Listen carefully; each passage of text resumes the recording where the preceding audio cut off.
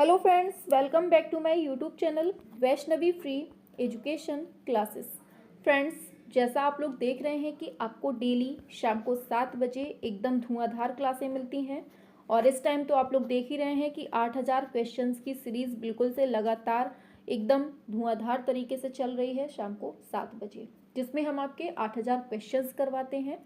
तो ये जो 7 बजे सीरीज चलती है इसको बिल्कुल नहीं छोड़ना है, ठीक है। और ऐसे ही संडे को महा मैराथन चलती है तो महा मैराथन भी नहीं छोड़नी है। एक चीज़ याद रखिएगा कि जितनी भी आज तक मैराथन हुई हैं उसकी हमने प्लेलिस्ट बना दी है। जितने भी करंट अफेयर के क्वेश्चंस हमने करवाए हैं, थ्योरी करवाई है, उसकी भी प्लेलिस्ट बनी हुई है।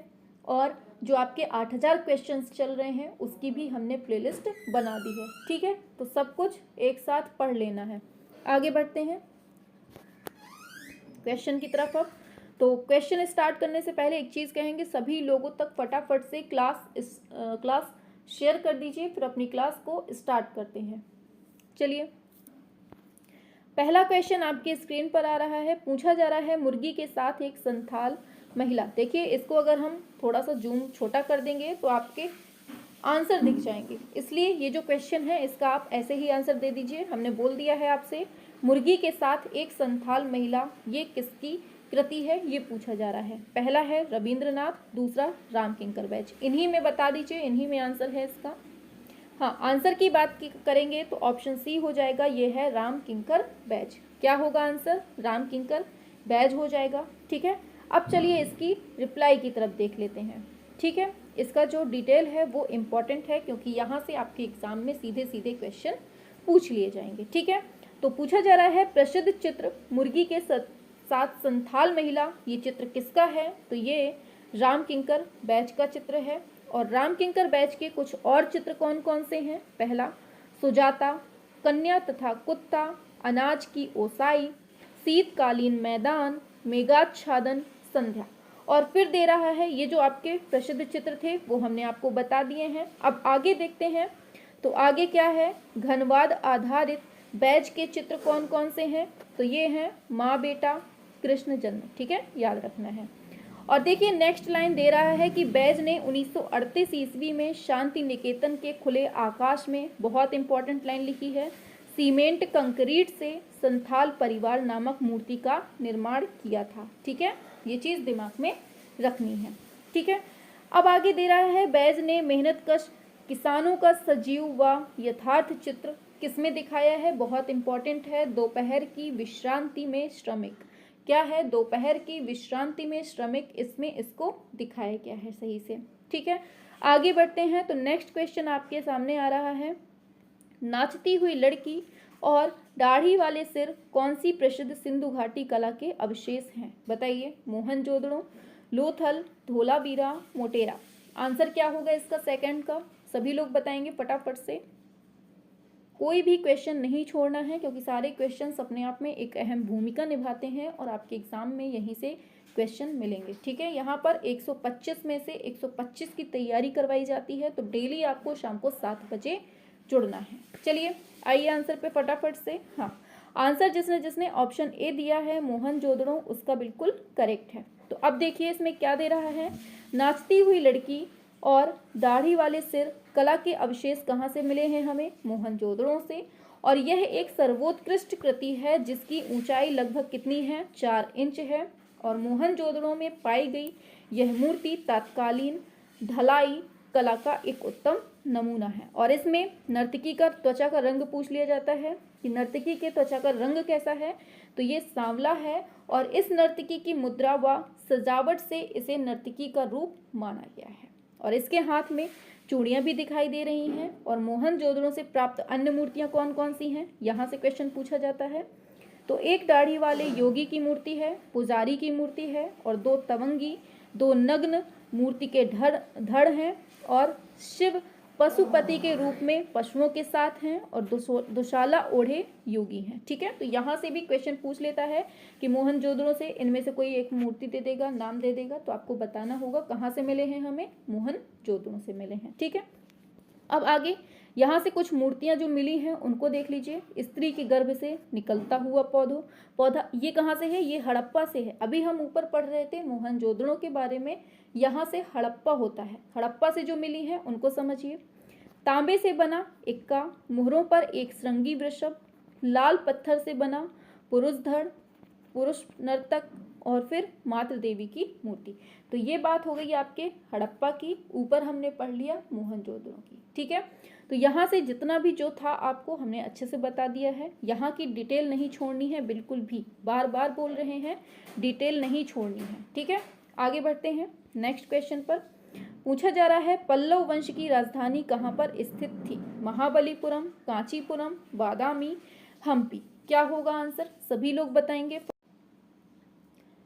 पूछा जा रहा है पल्लव वंश की राजधानी कहाँ पर थी? महाबलीपुरम, कांचीपुरम, बादामी, हम्पी। क्या होगा आंसर? सभी लोग बताएंगे थर्ड का। हाँ, आंसर की बात करें, सभी लोग करिएगा आंसर। हाँ, आंसर की बात करते हैं, ऑप्शन बी हो जाएगा, ये है कांचीपुरम में। कहाँ पर है? कांचीपुरम में। अब इसकी रिप्लाई देख लीजिए, थोड़ा सा डिटेल्स देख लीजिए कि क्या है। पल्लव वंश की राजधानी क्या थी? कांची या फिर कांचीपुरम थी, जो पल्लव शासकों के समय प्रसिद्ध बंदरगाह तथा व्यापारिक एवं सांस्कृतिक केंद्र था। पूछ लेगा पल्लव वंश के टाइम पे जो बंदरगाह था उसका नाम क्या है, तो आपको बताना होगा। ठीक है, आगे। पल्लवों के शासनकाल में कूरम, पनमेल, महाबलीपुरम आदि स्थानों पर कला का संवर्धन हुआ और द्रविड़ शैली के प्रारंभिक मंदिर मद्रास के निकट महाबलीपुरम और कांचीपुरम में पाए गए हैं। ये भी याद रखना है, द्रविड़ शैली के। ठीक है, आगे है कांचीपुरम में द्रविड़ शैली के मंदिर कैलाशनाथ मंदिर समुद्र के किनारे स्थित हैं और बैकुंठ पेरुमल मंदिर विष्णु को समर्पित है। ये पूछा जाता है, इंपॉर्टेंट है। ठीक है, और कैलाशनाथ मंदिर में पल्लव स्थापत्य के सभी अंग विद्यमान हैं, ये भी इंपॉर्टेंट है। आगे चलते हैं। हड़प्पा सभ्यता के स्थल लोथल और धौलावीरा कहाँ पर स्थित हैं? भारत में, पाकिस्तान में, अफगानिस्तान में, तिब्बत में। क्या होगा आंसर? सभी लोग बताएंगे फटाफट से। हड़प्पा सभ्यता के स्थल लोथल और धौलावीरा कहाँ है? ये तो बहुत सिंपल है। आंसर क्या होगा आपका? ऑप्शन ए, ये अपने भारत में, वो भी कहाँ पर? गुजरात में है, सभी जानते हैं। अब आगे बढ़ते हैं, इसकी रिप्लाई देख लेते हैं। हड़प्पा सभ्यता के स्थल लोथल और धौलावीरा भारत में स्थित हैं और सिंधु सभ्यता का स्थल धौलावीरा गुजरात के कच्छ में भचाई तालुका में स्थित एक पुरातत्व स्थल है। और सिंधु सभ्यता का जो स्थल लोथल है, ये कौन सी नदी? भोगवा नदी के तट पर गुजरात में है। ठीक है, याद रखना है। और आगे बढ़ते हैं, आगे दे रहा है सिंधु सभ्यता के भारत में स्थित स्थल जो हैं वो भी देख लीजिए। रंगपुर, रोपड़, कालीबंगन, आलमगीरपुर, सुरकोटदा, बनावली, राखीगढ़ी, दायमाबाद, देसलपुर। ये सब कहाँ के हैं? सिंधु सभ्यता के हैं, जो अपने भारत में हैं। ठीक है, बहुत पूछे जाते हैं, इनमें से नाम दे देगा और पूछ लेगा ये कहाँ पर स्थित है, तो आपके भारत में। ठीक है, आगे बढ़ते हैं। तो ऐसे ही दे रहा है सिंधु सभ्यता के पाकिस्तान में स्थित स्थल कौन कौन से हैं, ये भी देख लीजिए। हड़प्पा, मोहनजोदड़ो, सुतकांगेडोर, चहुंद्रो, ये सब कहाँ है? आपके पाकिस्तान में है। ये चीज़ दिमाग में रखना है। ठीक है, समझ में तो आ रहा है ना? हर चीज़ बहुत क्लियरली आपको बता रहे हैं। चलिए, अब देखिए, दे रहा है हड़प्पा, मोहनजोदड़ो तथा लोथल की कला जो है ये कब की है? पूछ लेगा। हड़प्पा, मोहनजोदड़ो और लोथल की कला का टाइम पीरियड तो याद रखना है 2700 ईसा पूर्व से 1700 ईसा पूर्व की है। ठीक है, थोड़ा सा धुंधला दिख रहा होगा, क्वालिटी बढ़ा लीजिए, उससे आपको क्लियर दिखने लगेगा। ठीक है, चलिए आगे चलते हैं। दे रहा है नंदलाल के, अब यहाँ से बिल्कुल क्लियर दिखेगा आपको। दे रहा है नंदलाल के कलाकार जीवन में मुख्य परिवर्तन के चित्र देखने के बाद आए। बताइए। यथार्थवादी, के हैबर, पिकासो, अजंता भित्ति चित्र। क्या होगा आंसर? सभी लोग बताएंगे। नंदलाल के कलाकार जीवन में मुख्य परिवर्तन किसके चित्र देखने के बाद आए थे? आंसर याद रखना है, ऑप्शन डी हो जाएगा, अजंता भित्ति चित्र। ठीक है, समझते हैं आगे, इसकी रिप्लाई देख लेते हैं, यहाँ से क्लियर दिखेगा आपको। ठीक है, अजंता भित्ति चित्रों को देखने के बाद मुख्य परिवर्तन नंदलाल बोस के जीवन में आया और नंदलाल बोस ने अध्ययन काल में ही अजंता के भित्ति चित्रों की अनुकृतियां बनाई थी। ठीक है, ये चीज याद रखनी है। और 1910 ईस्वी बहुत इंपॉर्टेंट है। 1910 ईस्वी में आंग्ल महिला लेडी हरिंघम के आमंत्रण पर बोस ने अजंता की प्रतिकृतियां तैयार की थी। कब? 1910 में, याद रखना है। आगे देखिए क्या दे रहा है। फिर दे रहा है 1939 ईस्वी में बड़ौदा के कीर्ति मंदिर में, बहुत इंपॉर्टेंट लाइन, 1939 ईस्वी में बड़ौदा के कीर्ति मंदिर में बोस ने गंगावतरण चित्र की रचना की, जिस पर अजंता का प्रभाव दिखाई देता है। ठीक है, याद रखना है। और नंदलाल बोस को तृतीय नयन दिया, और रविंद्रनाथ टैगोर ने, मतलब नंदलाल बोस को जो तृतीय नयन दिया है वो किसने दिया है? रविंद्रनाथ टैगोर ने हेल्प की थी। ठीक है। और शांति निकेतन में कारु संघ की स्थापना किसने की है? नंदलाल बोस ने की है। किसकी? कारु संघ की स्थापना कहाँ पर? शांति निकेतन में। किसने? नंदलाल बोस ने की है। ठीक है, यहाँ से कुछ भी पूछ ले आपको पूरी डिटेल अच्छे से याद रखनी है। ठीक है, आगे बढ़ते हैं। नेक्स्ट है डैश उत्तर प्रदेश का एक प्रमुख तीर्थ स्थान है, कौन सा? गया, विंध्याचल, केदारनाथ, कामाख्या। बताइए क्या होगा आंसर? सभी लोग बताएंगे। उत्तर प्रदेश का एक प्रमुख तीर्थ स्थान कौन सा है? और सारे क्वेश्चंस मोस्ट इंपॉर्टेंट हैं, किसी को भी हल्के में नहीं लेना है। ठीक है, समझ रहे हैं बात को, क्या बोल रहे हैं? हाँ, बताएंगे क्या होगा आंसर? ऑप्शन सी हो जाएगा, ये है केदारनाथ। क्या होगा आंसर? Option C, Kedarnath. ठीक है, इसको समझ लीजिए। विंध्याचल तीर्थ स्थल उत्तर प्रदेश के मिर्जापुर जिले में है। विंध्याचल तीर्थ कहाँ है? मिर्जापुर में। और गया कहाँ है? ये बिहार राज्य में है। और गया में बौद्ध मंदिर महाबोधि मंदिर स्थित है, ये भी याद रखना है। और केदारनाथ तीर्थ स्थल उत्तराखंड राज्य में स्थित है। और कामाख्या तो सभी जानते हैं असम राज्य में है ना। आगे है भित्ति चित्रकारी की तकनीक जो ताजा चूने के लेप पर निष्पादित की जाती है उसे कहा जाता है, क्या कहते हैं? Fresco, gouache, tempera, wash. क्या होगा सेवेंथ का? सभी लोग बताएंगे फटाफट से, क्या होगा आंसर? ऑप्शन ए, ये है फ्रेस्को। ठीक है, क्या होगा इसको? फ्रेस्को हो जाएगा। अब इसको समझिए, इसकी डिटेल क्या दे रहा है। ताजा चूने के लेप पर निष्पादित की जाने वाली चित्रकारी तकनीक को हम क्या कहते हैं? फ्रेस्को। और फ्रेस्को भित्ति चित्रकारी की विधि है, किसकी? भित्ति चित्रकारी की। और भित्ति चित्रकारी दो प्रचलित है। प्रचलित विधि कौन सी है? दो। पहली है फ्रेस्को ब्यूनो, दूसरी है फ्रेस्को सेस्को। अब इन दोनों के बारे में समझ लीजिए कि फ्रेस्को ब्यूनो क्या होती है। तो देखिए, फ्रेस्को ब्रूनो जो है ये विधि में चित्रकारी गीली भित्ति पर भूमिज प्राकृतिक रूप से प्राप्त रंग लगाना फ्रेस्को ब्यूनो होता है। कौन सी भित्ति में? गीली भित्ति होती है, ये चीज याद रखना है। ऐसे ही दूसरी है फ्रेस्को सेस्को। इसमें क्या है? फ्रेस्को सेस्को विधि में चित्रकारी सूखी भित्ति पर की जाती है और इसमें चावल की भूसी और गोंद सहित गाय के गोबर का प्रयोग होता है। उसमें प्राकृतिक रंग हो रहे थे, यहाँ पर चावल की भूसी और गोंद में। तो ये अंतर होता है आपका फ्रेस्को सेस्को और आपके फ्रेस्को ब्यूनो में। ठीक है, चलें आगे। नेक्स्ट क्वेश्चन आता है अब आपके सामने। नेक्स्ट है लीजिए आ गया। पियोरा डेला फ्रांसेस्का डैश का एक इटालियन चित्रकार था। बताइए, सभी लोग बताएंगे फटाफट से। और क्लास पसंद आ रही हो तो लाइक शेयर सब्सक्राइब करते रहना है। ठीक है, और जो चैनल पे नया हो, जिसको पता नहीं हो कि यहाँ क्लासेस चल रही हैं, आप लोगों को शेयर करनी है। ठीक है, हाँ, आंसर की बात कर लेते हैं। ऑप्शन बी, प्रारंभिक पुनर्जागरण काल हो जाएगा। ठीक है, चलिए आंसर की बात करते हैं अब डिटेल की। तो इटली का चित्रकार है पियोरो डेला फ्रांसेस्का। ये प्रारंभिक पुनर्जागरण कालीन चित्रकार था। और पुनर्जागरण कालीन का प्रमुख केंद्र कौन सा था? इटली था। ठीक है, ये क्वेश्चन बनते हैं इसलिए हमने ये डिटेल रखी है, नहीं हम सीधे क्वेश्चन करवा के ना निकल लेते आगे। ठीक है, हाँ, पुनर्जागरण काल की चित्रकला को जन्म दिया किसने? ज्योतो ने जन्म दिया था। आगे, पुनर्जागरण कला का शिखर काल कौन सा है? 1506 से 1527 है। और मानवतावाद पुनरुत्थानवाद कला की कुंजी है, याद रखना है। ठीक है, तो 1506 से 27 है। आगे, सुहाग के नुपुर किसका उपन्यास है?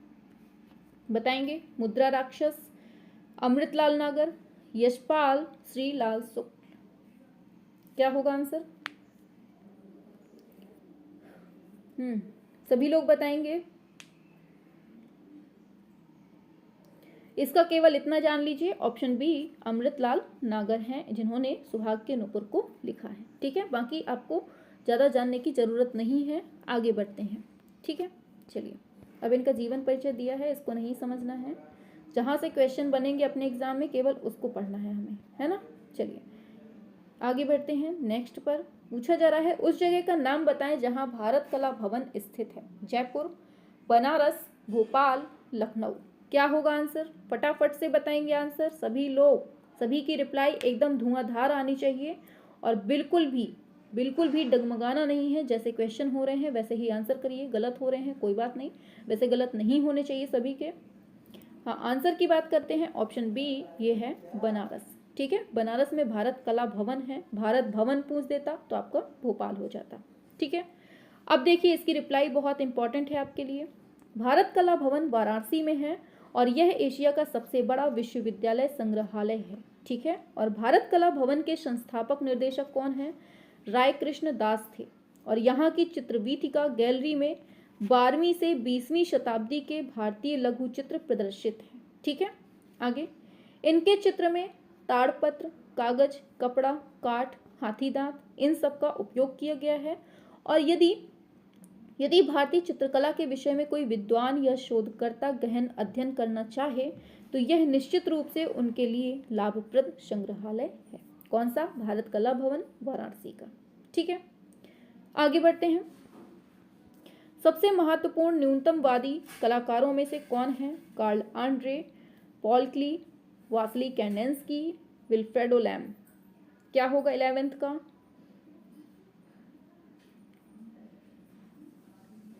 सभी लोग बताएंगे। हाँ, ऑप्शन ए हो जाएगा कार्ल आंड्रे। ठीक है, अब इसकी रिप्लाई देखिए।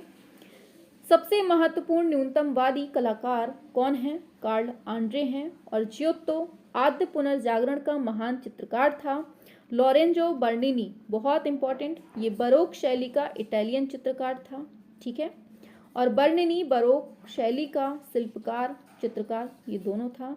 फर्नांड लेजे घनवाद शैली के चित्रकार थे। निकोलस पुसिन कौन थे? ये ब्रिटिश दृश्य चित्रकार थे। इनको याद रखना है, ठीक है, ऐसे ही पूछ लेता है।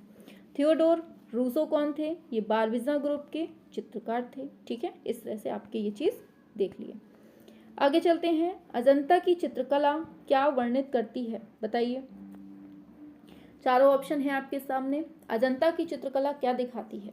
महाभारत, पंचतंत्र, रामायण, बौद्ध जातक, कहानियां। क्या होगा आंसर?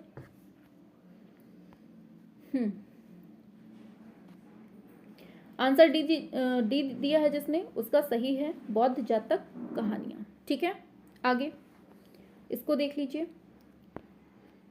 क्या दे रहा है। अजंता गुफा में बौद्ध जातक कहानियों का वर्णन चित्रण किया गया है और बुद्ध के उपदेश एवं बुद्ध के जन्म जन्मांतर की जीवन कथाओं का जातक कथाओं के अंतर्गत चित्रण हुआ है। ठीक है, आगे क्या दे रहा है। आंतरिक आलेखनों को छोड़कर अजंता बौद्ध धर्म का केंद्र रहा है और अजंता के चित्रों में नारी लज्जा, ममता, वात्सल्य व विनय के प्रतीक स्वरूप चित्रण है। और बुद्ध की 80 फुट की बड़ी प्रतिमा बोध गया बिहार, बहुत इंपॉर्टेंट है, बुद्ध की 80 फुट बड़ी प्रतिमा बोध गया बिहार में जापानियों के द्वारा निर्मित की गई थी। ये चीज़ याद रखनी है। ठीक है, आगे बढ़ते हैं। ययाति चित्र श्रृंखला किससे संबंधित है? एम रामचंद्रन, ए रामचंद्रन, जय झरोटिया, अमृत पटेल। क्या होगा आंसर इसका आपका? बताइए। 13 फटाफट से आएंगे। कंफ्यूज नहीं होना है, ऑप्शन बी होगा ए रामचंद्रन। ठीक है, आगे बढ़ते हैं, डिटेल देख लेते हैं। चलिए क्या दे रहा है। ययाति चित्र श्रृंखला संबंधित है ए रामचंद्रन से और ययाति विशाल भित्ति चित्र का आकार कैसा है? 60 फीट लंबा है और 7 फीट चौड़ा है। ठीक है, याद रखना है। और ययाति कृति में कुल 13 कांस्य मूर्तियां हैं।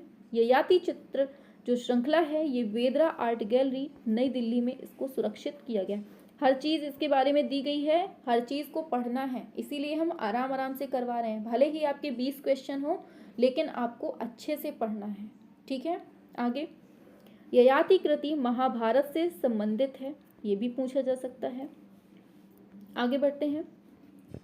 रागनी श्रृंखला पोखरण राजस्थान के परमाणु विस्फोट से आहत ए रामचंद्रन ने 1975 में रागनी श्रृंखला को तैयार किया था और विशाल कैनवास पर, इसको याद रखना है, ठीक है, हर चीज इंपॉर्टेंट है आपके लिए। क्या दे रहा है, चलिए, विशाल कैनवास पर 1972 ईस्वी में काली पूजा के चित्र तथा 1977 ईस्वी में कब्र खोदने वाले चित्र किसने बनाए हैं, ए रामचंद्रन ने बनाए हैं। ये आपके लिए बहुत इंपॉर्टेंट हैं, ठीक है। आगे, हड़प्पा सभ्यता इनमें से किसके लिए प्रसिद्ध है, बताइए क्या होगा। डिटेल नहीं बताना है क्या आप लोगों को, बताइए डिटेल्स आपको बताई जाए कि ना बताई जाए, आप लोग आज कमेंट में बताइएगा, ठीक है। फिर आगे से हम डिटेल नहीं बताएंगे, ऐसे ही जल्दी जल्दी ऊपर ऊपर सर निकल लेंगे, ठीक है। हाँ, क्योंकि क्या करना है पढ़ के। बताइए हड़प्पा सभ्यता किसके लिए फेमस है, पट्टचित्र, ईंटों का उपयोग, गुफाओं के चित्र, लघु चित्रकारी। क्या होगा आंसर, हाँ ऑप्शन डी ये है लघु चित्रकारी के लिए, ठीक है। अब देखिए इसकी जो रिप्लाई है ना, ये बहुत इंपॉर्टेंट है, इसलिए थोड़ा इसको अच्छे से समझिएगा, क्योंकि यहाँ से क्वेश्चन बनना पूरा बहुत हमें लग रहा है कि यहीं से बनेगा। ईंटों का उपयोग के लिए हड़प्पा सभ्यता बहुत प्रसिद्ध है और सिंधु सभ्यता से भवनों के निर्माण में पक्की ईंटों का प्रयोग किया गया और वक्राकार ईंटें चहुंदड़ों से प्राप्त हुई हैं। समझिएगा, बहुत इंपॉर्टेंट है, ठीक है। कहाँ से, चहुंदड़ों से। और कालीबंगन के फर्श के निर्माण में अलंकृत ईंटों का प्रयोग हुआ है। अलंकृत ईंटें कहाँ से, कालीबंगन से, ठीक है, याद रखना है। वक्राकार ईंटें कहाँ से, चहुंदड़ों से, ठीक है। आगे चलते हैं, आगे देखते हैं। दे रहा है हड़प्पाई सभ्यता अपनी नगरीय योजना प्रणाली के लिए जानी जाती है। आगे, मोहनजोदड़ो और हड़प्पा के नगरों में अपने अपने दुर्ग थे जो नगर से कुछ ऊंचाई पर स्थित होते थे, जिसमें अनुमानतः उच्च वर्ग के लोग निवास करते थे। आगे है फिर, दुर्ग से नीचे सामान्यतः ईंटों से निर्मित नगर होते थे जिसमें सामान्य लोग निवास करते थे, ठीक है। दुर्ग में उच्च वर्ग और सामने जो ईंटे से बने थे वहाँ निम्न वर्ग। हड़प्पा सभ्यता की एक ध्यान देने बात योग्य ये है कि इस सभ्यता में ग्रिड प्रणाली मौजूद थी, याद रखना है, जिसके अंतर्गत सड़कें एक दूसरे को समकोण पर काटती थी, ठीक है। आगे, अन्न भंडारों का निर्माण हड़प्पा सभ्यता के नगरों की प्रमुख विशेषता थी। क्या, अन्न भंडार। नेक्स्ट है फिर, जली हुई ईंटों का प्रयोग हड़प्पा सभ्यता की एक प्रमुख विशेषता थी क्योंकि समकालीन मिस्र में मकानों के निर्माण के लिए शुष्क ईंटों का प्रयोग होता था, ठीक है। हड़प्पा सभ्यता में जल निकासी की प्रणाली बहुत प्रभावी थी। हर छोटे बड़े घर के अंदर स्वयं का स्नान गृह और आंगन होता था।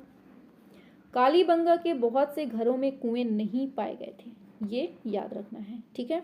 और कुछ स्थान जैसे लोथल, धौलावीरा से संपूर्ण विन्यास मजबूत और नगल दीवारों का भागों में विभाजित थे। ये चीज याद रखनी है, लोथल और धौलावीरा, ठीक है। आगे नेक्स्ट आता है, तो यहाँ से आपका जो 14 नंबर का क्वेश्चन था वो कंप्लीट हो जाता है। समझ रहे हैं कि कहाँ से कहीं से भी क्वेश्चन बन सकता है, इसलिए हमने आपको बिल्कुल से A to Z पढ़ा रहे हैं, मतलब जो डिटेल है वो तो पढ़ा ही रहे हैं, क्वेश्चन तो पढ़ते ही हैं आप लोग, है ना। हर चीज़ आपको एक साथ दे रहे हैं। बताइए भीमबेटका गुफा के चित्र कौन है, बुद्ध जातक कहानियाँ, भगवान शिव, ये तो बता देंगे ना आप लोग तुरंत, बहुत बार पढ़ा है भीमबेटका। ऑप्शन सी होगा सांप्रदायिक सभा, ठीक है। आगे चलते हैं, सांप्रदायिक सभा का चित्र भीमबेटका गुफा से प्राप्त हुआ है और कुछ व्यक्तियों को समूह में बैठे दिखाया गया है इसमें। और भीमबेटका की 600 गुफाओं में से 275 गुफाओं में चित्र के अवशेष मिलते हैं। भीमबेटका गुफा में चित्रण कौन कौन सा है देख लीजिए, आखेटक, कृषक, ग्वाले, शिकार नृत्य, हिरण, बारहसिंगा, सुअर, रीछ, जंगली भैंसा, घोड़े, हाथी, अस्त्रधारी, घुड़सवार, इन सबको इसमें दिखाया गया है। किसमें, भीमबेटका गुफा में। अब आगे देखिए, इसकी खोज की बात हो जाए तो 1957-58 के लगभग ये श्रीधर वाकड़कर थे, इन्होंने इसकी खोज की थी और यह रायसेन जिले मध्य प्रदेश में पड़ता है, ठीक है। पूछ लेगा कौन सा है, तो ये पाषाण युग से संबंधित है जिसकी निरंतरता मध्य ऐतिहासिक काल तक रही है, ठीक है। अब आगे देखिए, यह विंध्याचल की पहाड़ियों के निचले छोर पर है तथा इसके दक्षिण में सतपुड़ा की पहाड़ियां आरंभ हो जाती हैं। थोड़ा सा भद्दा दिख रहा होगा लेकिन क्लियर, लेकिन सुन लीजिए आप लोग, ठीक है, जिसको नहीं दिख रहा है इसको याद रखिएगा। भीमबेटका में 700 से अधिक शैलाश्रय हैं जिसमें 400 शैलाश्रय चित्रों द्वारा सुसज्जित हैं। ठीक है, याद रखना है। अब नेक्स्ट क्वेश्चन है, बादामी गुफा की एक छवियां हैं, बताइए।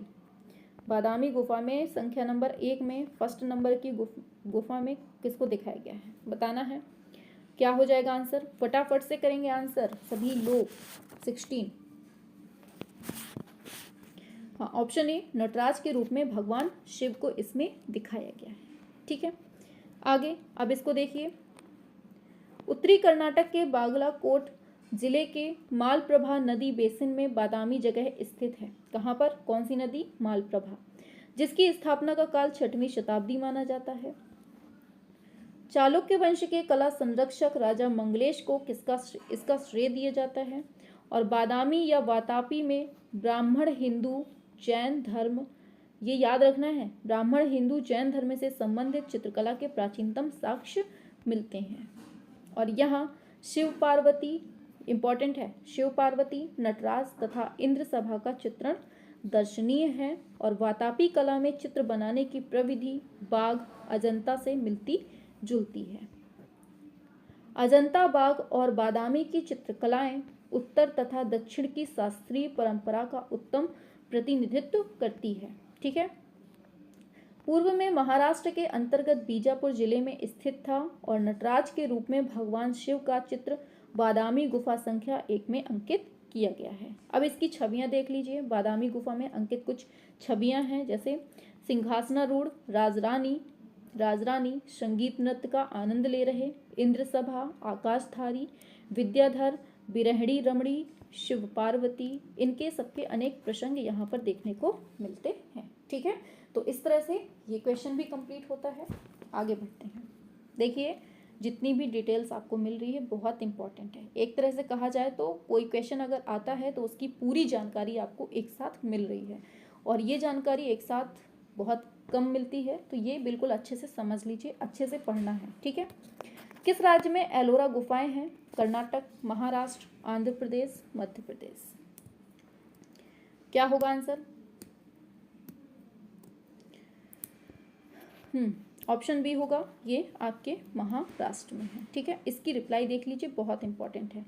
एलोरा गुफा औरंगाबाद जिला महाराष्ट्र में है और अजंता गुफा से 135 किलोमीटर की दूरी पर स्थित है, ये पूछा जाता है। ठीक है, और एलोरा गुफा का निर्माण राष्ट्रकूट राजवंश के शासन में हुआ और एलोरा के प्रसिद्ध कैलाश मंदिर का निर्माण राष्ट्रकूट शासक कृष्ण प्रथम ने करवाया था। 756 से 773 ईस्वी के मध्य में करवाया था। ठीक है, आगे देखते हैं। यह भारत के तीनों प्राचीन धर्मों हिंदू, जैन, बौद्ध से जुड़ा है और यहाँ की गुफाओं में कैलाश, लंकेश्वर, इंद्र सभा और गणेश के चित्र दीवारों पर देखने को मिलते हैं। ठीक है, आगे। एलोरा की चित्रकलाएं अजंता के शास्त्रीय मानदंड से भिन्न हैं, यानी इसमें कला कौशल के ह्रास के संकेत स्पष्ट देखने को मिलते हैं। आगे, एलोरा की चित्रकलाओं की सर्वाधिक महत्वपूर्ण लाक्षणिक विशेषताएं हैं सिर को असाधारण रूप से मोड़ना, भुजाओं के कोणीय मोड़, गुप्त अंगों का अवतल मोड़, तीखी प्रक्षिप्त नाक और बड़े बड़े नेत्र। ये सब कहाँ की कलाओं का महत्वपूर्ण है, तो ये एलोरा की बात हो रही है। ठीक है, आगे बढ़ते हैं।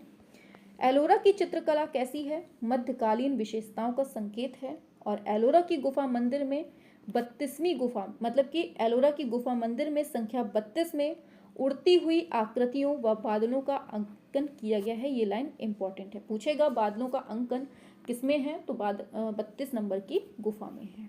ऐसे ही आगे अब आता है एलोरा गुफा की 14 संख्या में कौन कौन सी मूर्तियां हैं जो बहुत इंपॉर्टेंट पूछी जाती हैं। तो रावणानुग्रह, अंधकार नरेश, फिर उमा महेश्वर, नवग्रह, लक्ष्मी और भूदेवी से वेष्टित विष्णु, गणेश सहित महिषासुरमर्दिनी दुर्गा, गज लक्ष्मी, गंगा यमुना की उल्लेखनीय मूर्तियां, ये सब कहाँ की हैं, एलोरा गुफा संख्या 14 की ही दिखाई गई हैं इसमें। ठीक है, आगे बढ़ते हैं।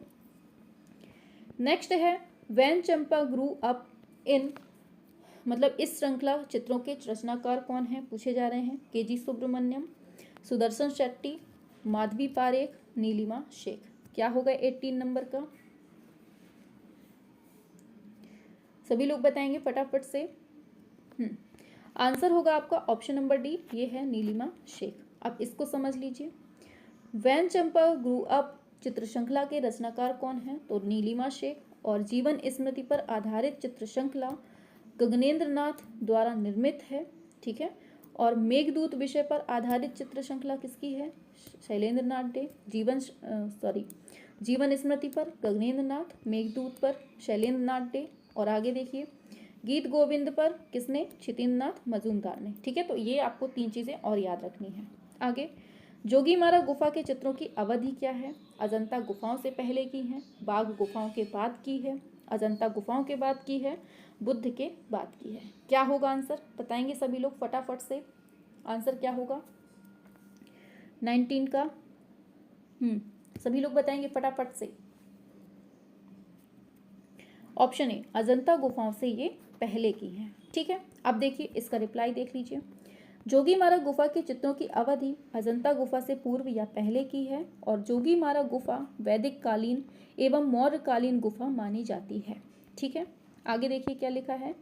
डॉक्टर ब्लाफ के अनुसार जोगीमारा गुफा के लेख 3री शताब्दी ईसा पूर्व के हैं, ये पूछा जाता है, इंपॉर्टेंट लाइन है। विंसेंट स्मिथ ने जोगीमारा गुफा को प्रथम शताब्दी ईसा पूर्व कहा है, ठीक है। और अजंता गुफा सातवाहन एवं गुप्तकालीन गुफा है। पुराणों के क्रम में भागवत पुराण 5वां स्थान है, पर लोकप्रियता की दृष्टि से यह सबसे अधिक फेमस है।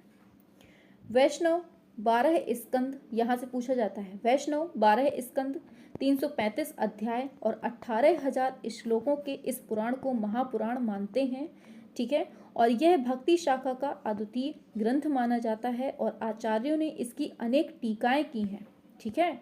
और कृष्ण भक्ति का यह आगार है और साथ ही उच्च, याद रखना है, उच्च दार्शनिक विचारों का भी इसमें प्रचुरता है। परवर्ती कृष्ण काव्य की आराध्या कौन है? राधा का उल्लेख भागवत में नहीं किया है, ये चीज दिमाग में रखना है। और इस पुराण का पूरा नाम क्या है? श्रीमद् भागवत पुराण है, ठीक है। आगे भागवत पुराण किसकी कहानी है? बुद्ध, जैन तीर्थंकर, कृष्ण, शिव। क्या होगा आंसर? फटाफट से बताएंगे आप लोग। 20 नंबर। आंसर की बात करते हैं। आंसर होगा आपका ऑप्शन नंबर सी, ये है कृष्ण, ठीक है। इसको देख लीजिए। भागवत पुराण में भगवान कृष्ण की कहानी है और भागवत पुराण हिंदुओं के 18 पुराणों में से एक है। इसे श्रीमद् भागवत या केवल भागवतम भी कह दीजिए, कहते हैं। इसका मुख्य वर्ण विषय भक्ति है। विषय भक्ति क्या है? योग है। और जिसमें कृष्ण को सभी देवों देव या स्वयं भगवान के रूप में चित्रित किया गया है। और इसके अतिरिक्त इस पुराण में रस भाव की भक्ति का निरूपण भी किया गया है। और भागवत मतलब परंपरागत तौर पर इस पुराण के रचयिता कौन है? वेद व्यास को माना जाता है, ठीक है। क्वेश्चन है आपके स्क्रीन पर, एक प्रख्यात चित्रकार के रूप में जाने जाते थे कौन? अमृतलाल नागर, के.एस. कुलकर्णी, बलबीर सिंह कट्ट, जनक झनकार, नरझरी। क्या होगा आंसर? सभी लोग करेंगे फटाफट से। सभी लोग करेंगे फटाफट से। और रात में 9 बजे क्लास होती है, रात में 9 बजे जो क्लास होती है इसमें भी सभी को जुड़ना है। इसमें हम आपका पाश्चात्य कला का इतिहास पढ़ा रहे हैं, तो उसमें आपको जरूर जुड़ना है, ठीक है।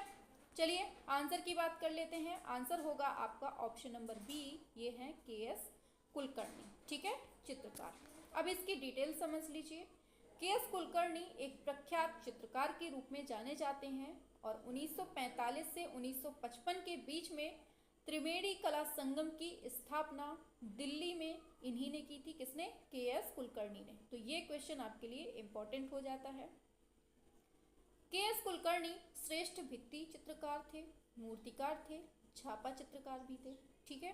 और कुलकर्णी 1972 से 1948 ईस्वी में इंपॉर्टेंट है, ये बनारस हिंदू विश्वविद्यालय वाराणसी में ललित कला संकाय के डीन रहे हैं। बहुत इंपॉर्टेंट लाइन लिखी है, इसलिए हम बिल्कुल नहीं छोड़ रहे हैं, ठीक है। सभी को पढ़ना है, अच्छे से पढ़ना है। आगे देखिए, दे रहा है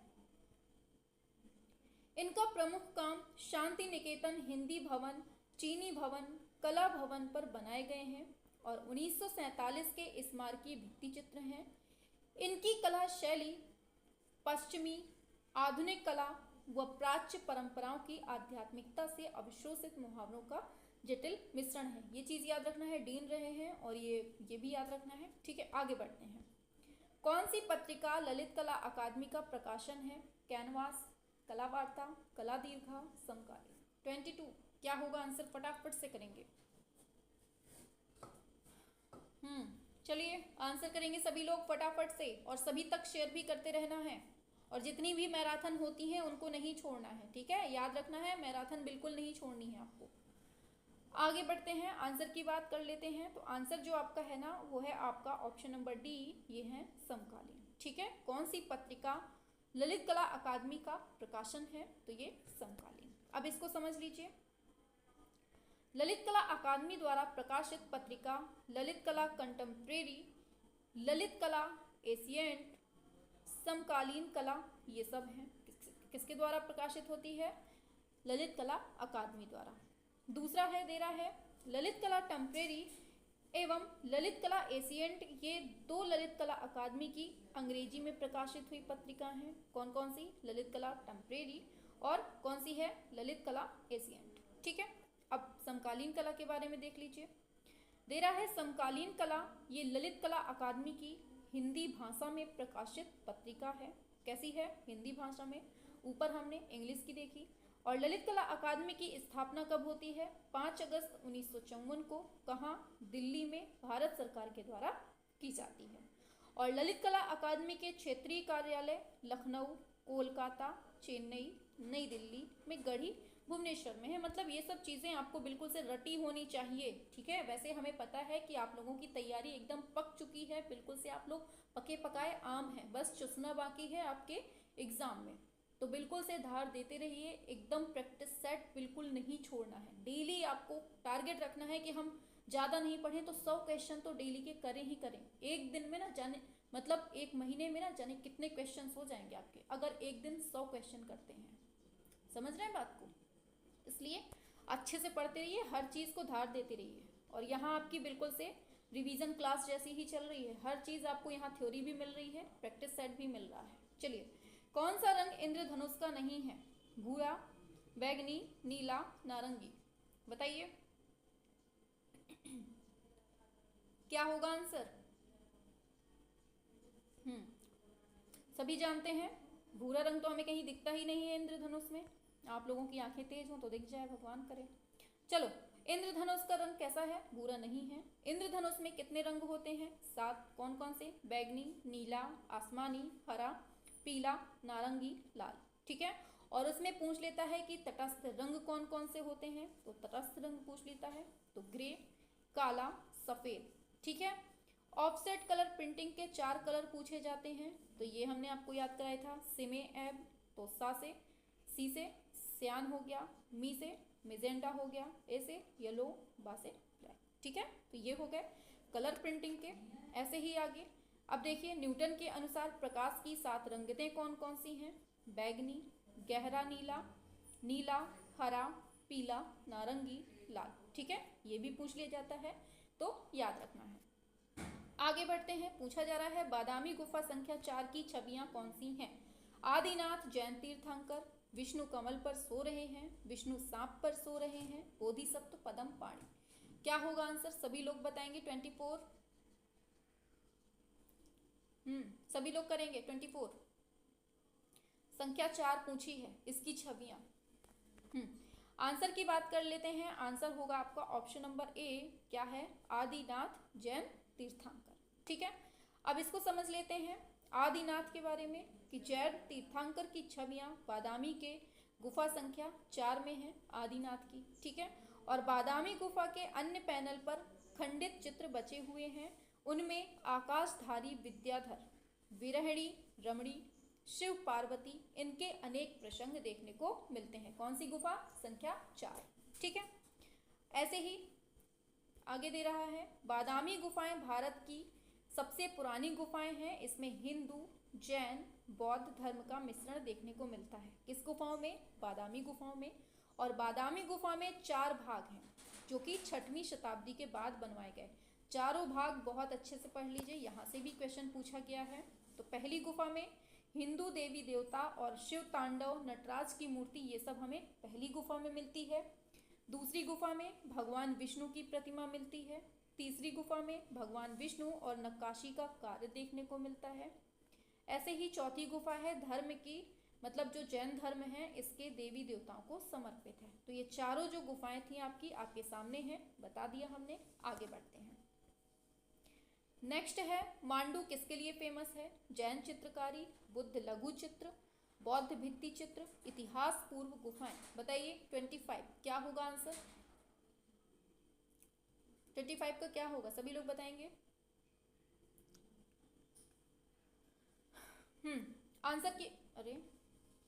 आंसर की बात कर लेते हैं। आंसर होगा आपका ऑप्शन डी, ये है इतिहास पूर्व गुफाएं। ठीक है, मांडू। अब देखिए, समझ लीजिए इसको। मांडू जो है ये मध्य प्रदेश का एक ऐसा पर्यटन स्थल है जो रानी रूपमती और बादशाह बहादुर, जो बाज बहादुर हैं, इसके प्रेम का साक्षी है। क्या? मांडू। ठीक है, और यहाँ के खंडर और इमारतें हमें इतिहास के उस झरोखे के दर्शन कराते हैं जिसमें हम मांडू के शासकों की विशाल समृद्ध विरासत और शानो शौकत से रूबरू होते हैं। अतः यह इतिहास पूर्व गुफाओं के प्रसिद्ध है। ठीक है, आगे। बिजूका चित्र श्रृंखला किससे संबंधित है? दीप्तिशा घोष, हेमराज, राजेंद्र प्रसाद, अवधेश वाजपेयी। 26 बताइए क्या होगा आंसर? बिजूका पूछा है। आंसर जिसने ऑप्शन डी दिया है अवधेश वाजपेयी, उसका करेक्ट है। आगे बढ़ते हैं, अब इसको समझ लेते हैं। जो बिजूका है ये चित्र श्रृंखला अवधेश वाजपेयी से संबंधित है। बनारस एवं शिमला शहर की चित्र श्रृंखला राम कुमार ने बनाई है। पूछा जाता है बनारस एवं शिमला शहर की चित्र श्रृंखला किसने बनाई? तो राम कुमार ने। ययाति को किसने बनाया है? ए रामचंद्रन ने बनाया है। रागनी को किसने बनाया है? ये भी ए रामचंद्रन ने बनाया है। बहुत इंपॉर्टेंट है ये जितनी भी बताई जा रही है, सब पढ़ना है अच्छे से। ठीक है, आगे दे रहा है गर्ल्स चाइल्ड वुमेन, इसको बनाया है अर्पिता सिंह ने। म्यूटेशन को किसने बनाया है? अंजलि इला मेनन। म्यूटेशन पूछे अंजलि इला मेनन, गर्ल्स चाइल्ड वुमेन पूछे अर्पिता सिंह हो जाएगा। ऐसे ही आगे है ययाति पूछे ए रामचंद्रन, बनारस एवं शिमला शहर तो राम कुमार। ठीक है, भूलना नहीं है, अच्छे से पढ़ते हुए चलना है। ठीक है, आगे है केसीएस पणिक्कर किसके चित्रकार थे? बेंगलोर समूह, प्रगतिशील कलाकार समूह, चोल मंडल कलाकार समूह, बड़ौदा समूह। क्या होगा? केसीएस पणिक्कर के बारे में पूछा जा रहा है। सभी लोग फटाफट से बताएंगे, एकदम धुआंधार तरीके से रिप्लाई करेंगे और सभी तक शेयर भी करते रहना है। ठीक है, बीच बीच में शेयर भी करते रहिए। चलिए आंसर की बात कर लेते हैं। ऑप्शन सी चोल मंडल कलाकार समूह। ठीक है, अब आंसर की बात करते हैं इसके डिटेल की। तो 1966 में चोल मंडल कलाकार समूह की स्थापना किसने की थी? केसीएस पणिक्कर ने की थी। और 1944 ईस्वी में चेन्नई में, इंपॉर्टेंट लाइन है, याद रखना है, 1944 में चेन्नई में प्रोग्रेसिव पेंटर्स एसोसिएशन, जिसे हम इंग्लिश में पीपीए बोल सकते हैं, ठीक है, इसकी स्थापना केसीएस पणिक्कर ने की थी। ये भी याद रखना है। आगे है मद्रास आर्ट मूवमेंट के पहले और प्रमुख कलाकार कौन थे? ये पणिक्कर थे, ये भी दिमाग में रखना। आगे है अवतार सिंह पंवार के चित्र का शीर्षक क्या है? वाल्मीकि, सांवरी, नर्तक, सुजाता। 28 बताएंगे सभी लोग फटाफट से, क्या होगा आंसर 28 का? चलिए आंसर की बात कर लेते हैं। आंसर आ गया है ऑप्शन डी, ये है सुजाता। ठीक है, अवतार सिंह पंवार के चित्रों का शीर्षक क्या है? सुजाता है, याद रखना है। और ये जो है ना, ये वाटर कलर से बनाई गई पेंटिंग है। अवतार सिंह पंवार के जन्म की बात की जाए तो 1959 ईस्वी में उत्तराखंड में हुआ था। और अवतार सिंह पंवार मूलतः कैसे हैं? ये मूर्तिकार हैं, ये भी याद रखना है। ठीक है, अवतार सिंह पंवार कला शिक्षा जो है, अवतार सिंह पंवार कला शिक्षा ये government college of art and craft Lucknow से लिए थे। और अवतार सिंह पंवार, मदन लाल नागर, रणवीर सिंह बिष्ट, सुधीर रंजन खास्तगीर के ये प्रमुख शिष्यों में से थे। ठीक है, कौन? अवतार सिंह पंवार, याद रखना है। आगे बढ़ते हैं नेक्स्ट पर। पूछा जा रहा है मुंबई में रेडियोलॉजिस्टिक का काम करने वाले स्वशिक्षित कलाकार का नाम बताइए। ए रामचंद्रन, गणेश पाइन, सुधीर पटवर्धन, कृष्ण खन्ना। 29 बताएंगे सभी लोग फटाफट से। चलिए आंसर की बात कर लेते हैं। आंसर होगा आपका ऑप्शन सी, ये हैं सुधीर पटवर्धन। किसने? सुधीर पटवर्धन। अब देखिए, सुधीर पटवर्धन मुंबई में रेडियोलॉजिस्टिक का काम करने वाले स्वशिक्षित कलाकार हैं। और इनका जन्म कब होता है? 1949 में। कहाँ? पुणे, महाराष्ट्र में होता है। और वर्ष 2005 के पश्चात इन्होंने पूरा समय अपना समकालीन चित्र कलाकार के रूप में काटा है। ठीक है, इनके सभी चित्र आम व्यक्ति के ऊपर केंद्रित होते हैं और इन्हीं आम व्यक्तियों की कहानी को यह मंच पर जीवित दर्शाते हैं। आगे बढ़ते हैं। बाघ गुफाएं कहाँ हैं? बहुत सिंपल सा है, बताओ कहाँ है बाघ गुफाएं? सभी जानते हैं, आपके मध्य प्रदेश में है। ठीक है, बाघ गुफाएं मध्य प्रदेश में हैं और बाघ गुफाएं विंध्याचल पर्वत श्रेणी के निकट हैं। ये भी याद रखना है, पहाड़ी पूछ ली जाती है। और नदी पूछ ले तो नर्मदा नदी की सहायक नदी बागमती, जिसे हम बाघनी बोलते हैं, इस नदी के पास है और इसी वजह से इसका नाम पड़ा है। और स्थानीय लोग बाघ गुफाओं को पंच पांडु गुफाओं के नाम से भी जानते हैं। ठीक है, अब बाघ गुफा के बारे में थोड़ा सा डिटेल दी हुई है, इसको समझ लीजिए जल्दी से। बाघ गुफा की खोज 1818 में लेफ्टिनेंट डेंजल फील्ड ने की थी और डेंजल फील्ड ने बाघ गुफा का विवरण एवं परिचय मुंबई से प्रकाशित साहित्यिक विनिमय संघ, ये भी पूछ लिया जाता है, साहित्यिक विनिमय संघ की पत्रिका के 2य अंक में छपवाया था। ठीक है, डेंजल फील्ड ने। आगे, बाघ गुफा का विस्तृत परिचय प्रकाश किया और डॉक्टर एम्फे ने बाघ गुफा के पास बागेश्वरी देवी का प्राचीन मंदिर स्थित है, ये भी याद रखना है। ठीक है, याद रखना है। पूछा जाएगा कि बाघ गुफा का विस्तृत परिचय प्रकाशित किसने किया है, तो ये डॉक्टर एम्फे ने। और बागेश्वरी देवी का प्राचीन मंदिर कौन सी गुफा के पास में है, तो ये बाघ के। आगे, हंगेरियन जिप्सी गर्ल किसका चित्र है? अमृता शेरगिल, माधवी पारेख, नलिनी मलानी, नसरीन मोहम्मदी। बताइए क्या होगा? 31। सभी लोग बताएंगे 31 का आंसर क्या होगा।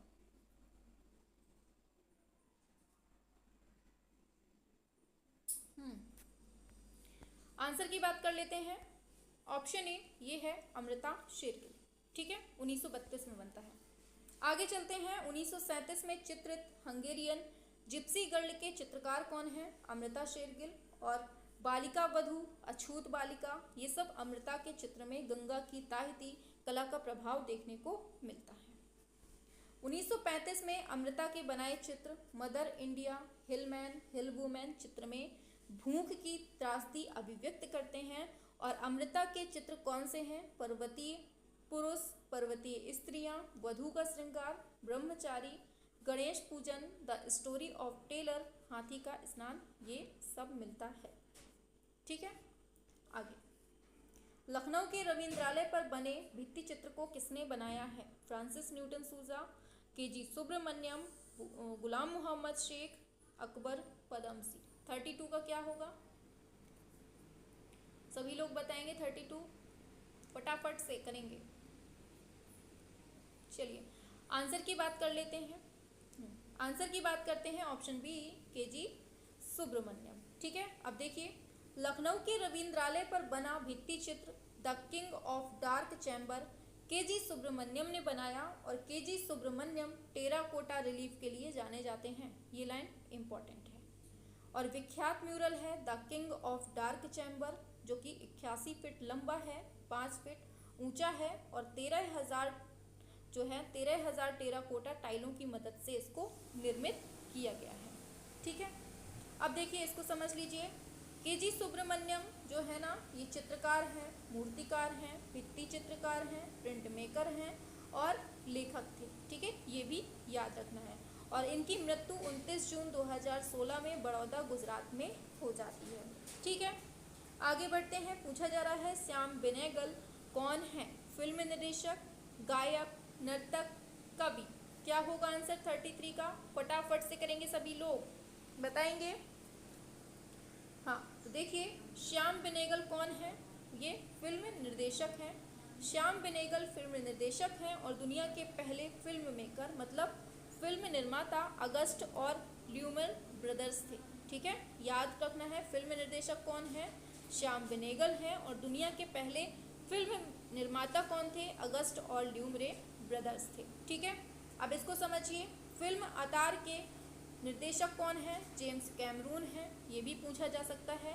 भारत का प्रथम सिनेमा थिएटर जो है ये कहाँ है? मदन थिएटर है, जो कि कहाँ पर है? ये आपके मुंबई में है, ये भी याद रखना है। ठीक है, आगे निम्नलिखित में से कौन एक मूर्तिकार है? तैयब मेहता, राम किंकर बैज, सैयद हैदर रजा, यामिनी राय। 34 का बताएंगे सभी लोग फटाफट से। क्या होगा आंसर? कौन एक मूर्तिकार है? आंसर की बात की जाएगी तो ऑप्शन बी हो जाएगा, ये है राम किंकर बैज। अब इनकी डिटेल देख लीजिए। राम किंकर बैज मूलतः कौन है? मूर्तिकार है और शांति निकेतन में इनको किंकरदा नाम से प्रसिद्ध माना गया है, मतलब ये किंकरदा के नाम से फेमस हैं। और इनका जन्म 20 मई 1910 में पश्चिम बंगाल के बांकुरा शहर के पास जुग्गीपाड़ा गांव में हुआ था। और आधुनिक भारतीय मूर्तिकला का जनक किसको कहते हैं? राम किंकर बैज को कहते हैं। और राम किंकर के व्यक्तित्व पर आधारित उपन्यास है देखी नाई फिरे, बहुत इंपॉर्टेंट। इसका मतलब है कि मुड़कर नहीं देखा। इसके लेखक कौन है? ये समरेश बसु हैं। कौन है? समरेश बसु। आगे द इनर आई किससे संबंधित है? सत्यजीत रे, श्याम बेनेगल, महेश भट्ट, राज कपूर। 35 का क्या होगा आंसर? बताएंगे फटाफट से सभी लोग। 35। चलिए, आंसर होगा आपका ये है सत्यजीत रे के द्वारा।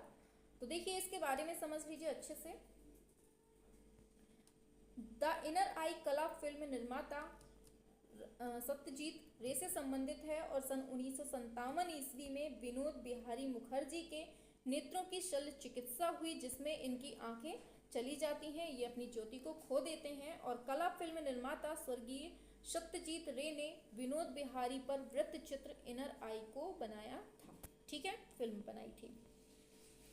कौन सा एम.एफ. हुसैन का चित्र है? सुजाता, मदर टेरेसा, ध्यानेश्वरी, बिंदु।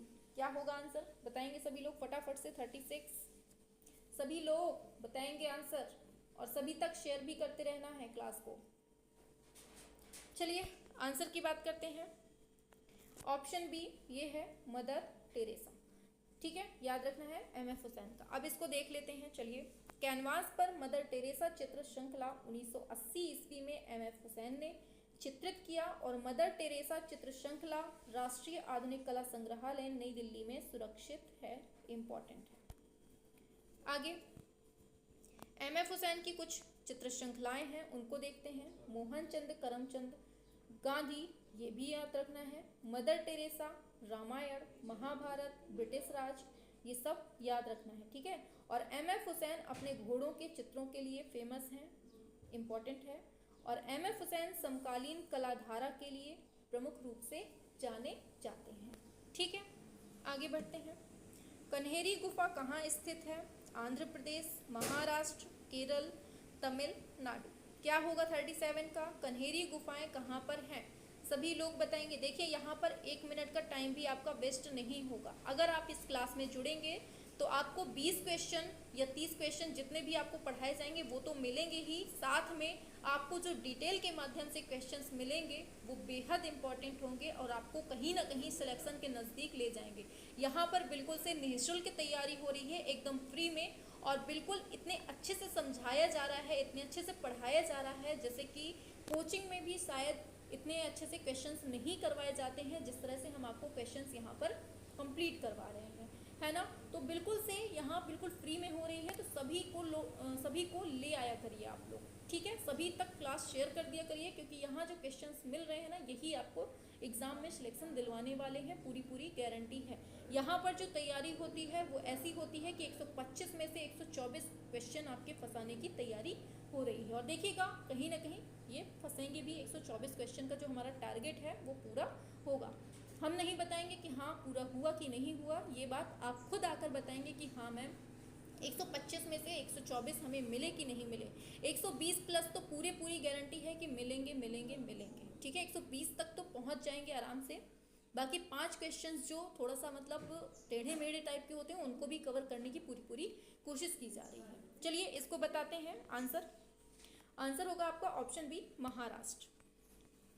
तो दे रहा है कन्हेरी गुफा थाना जिला महाराष्ट्र में स्थित है, और कन्हेरी प्रांगण में 100 से अधिक गुफाएं मिलती हैं, और कन्हेरी गुफा से ही अमोघ वर्ष फर्स्ट के शासनकाल का लेख मिलता है, जिससे ज्ञात होता है कि राष्ट्रकूट शासकों ने बौद्ध धर्म को आश्रय दिया था। और कन्हेरी गुफा किस धर्म से है रिलेटेड? बौद्ध धर्म से संबंधित है, ठीक है। पूछा जा सकता है, याद रखना है। इसका बताइए, black pages of the Indian Republic ये किसकी चित्र श्रृंखला है? बताइए।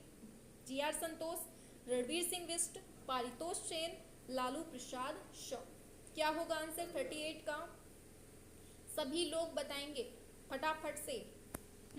आंसर की बात करते हैं, आंसर होगा आपका ऑप्शन बी, ये है रणवीर सिंह बिष्ट। क्या होगा? Option B. अब इसको देखिए, black pages of the Indian republic प्रसिद्ध चित्र श्रृंखला किसकी है? रणवीर सिंह बिष्ट की। और इनका जन्म होता है 1928 में गढ़वाल उत्तराखंड में, और बिष्ट ने 1970 में अति यथार्थवादी प्रवृत्ति से प्रभावित दृश्य चित्रण किया। ये पूछा जाता है, याद रखना है। और बिष्ट को उद्वेलित व आकर्षक करने वाले रंगों के प्रयोग के कारण क्या कहते हैं? रंगवादी के रूप में जाना जाता है। कौन? आर.एस. बिष्ट। नेक्स्ट है, कला एवं शिल्प महाविद्यालय लखनऊ के पहले प्रधानाचार्य पूछे जा रहे हैं। बताइए। नैथेनियल हर्ड, ललित मोहन सेन, हरिहर लाल मेड़, असित कुमार हलदार। क्या होगा? ऑप्शन ए कि ऑप्शन डी? बताइए क्या होगा आंसर, फटाफट से करेंगे। 39। चलिए आंसर की बात करते हैं। आपने जिसने ऑप्शन डी दिया है उसका बिल्कुल सही है, असित कुमार हलदार थे, ठीक है। अब देखिए, कला एवं शिल्प महाविद्यालय लखनऊ के प्रथम भारतीय प्रधानाचार्य 1925 में, ये भी याद रखना है, ठीक है। 1925 में असित कुमार हलदार नियुक्त हुए और 1945 तक पद पर कार्यरत रहे। ये भी याद रखना है कि 25 से लेकर 45 तक। और असित कुमार के समकालीन कौन थे? एल.एम. सेन और वी. सेन ने अपने अध्यापन काल में अनेक वर्षों तक लखनऊ कला परिदृश्य तथा कलाकारों को प्रभावित किया है, ठीक है। इनके समकालीन पूछे जाते हैं तो ये याद रखिएगा। नेक्स्ट है, पुरापाषाण काल के दौरान बने भीमबेटका के चित्र कौन से हैं? हाथी, जंगली सांड, बाघ। बताइए 40 का क्या होगा आंसर? सभी लोग बताएंगे फटाफट से। चलिए आंसर की बात करते हैं। ऑप्शन ए हाथी, जंगली सांड, बाघ, ये सब कुछ, ठीक है। आगे अब देखिए, पुरापाषाण काल के दौरान भीमबेटका गुफा में बने हैं कौन कौन से? हाथी, जंगली सांड, बाघ, इनके चित्र यहाँ देखने को मिलते हैं। और भीमबेटका गुफा में पहले स्तर के चित्रों में शिकार, नृत्य, हिरन, बारहसिंगा, सुअर, रीछ, मतलब कि केवल टोटल जानवर ही जानवर हैं। और जब हम दूसरे नंबर पे देखते हैं, दूसरे स्तर पे, तो वहाँ पर मानव को भी जानवरों के साथ में दिखाया गया है। ये चीज़ दिमाग में रखनी है। आगे, वॉश चित्रों से संबंधित कौन है? बताइए क्या होगा? बद्रीनाथ, सुधीर खास्तगीर, बीरेश्वर सेन, मदन लाल नागर। क्या होगा आंसर? सभी लोग करेंगे आंसर फटाफट से। चलो हाँ, बढ़ते हैं आंसर की तरफ। आंसर होगा आपका ऑप्शन ए, ये है बद्रीनाथ आर्य, ठीक है। तो वॉश चित्रों से संबंधित हैं बद्रीनाथ आर्य। धार्मिक, पौराणिक, आख्यानों एवं सामाजिक विषयों पर वॉश चित्र अधिक मिलते हैं। और सांवरी, पी कहा, वी.एन. आर्य के लोकप्रिय चित्र हैं जो इलाहाबाद संग्रहालय और ABC आर्ट गैलरी वाराणसी में संग्रहित हैं। ये लाइन इंपॉर्टेंट है, याद रखना है, ठीक है। यहाँ पर लिखा हर एक शब्द इंपॉर्टेंट है, इसलिए हर चीज़ को दिमाग में रखते हुए चलना है। पूछा जा रहा है राजा कृपाल पाल के पहाड़ी चित्रों के प्रमुख संरक्षक कौन थे? बशोहली स्कूल, पूंछ स्कूल, गुलेर स्कूल, इनमें से कोई नहीं। क्या होगा आंसर 42 का? राजा कृपाल पाल।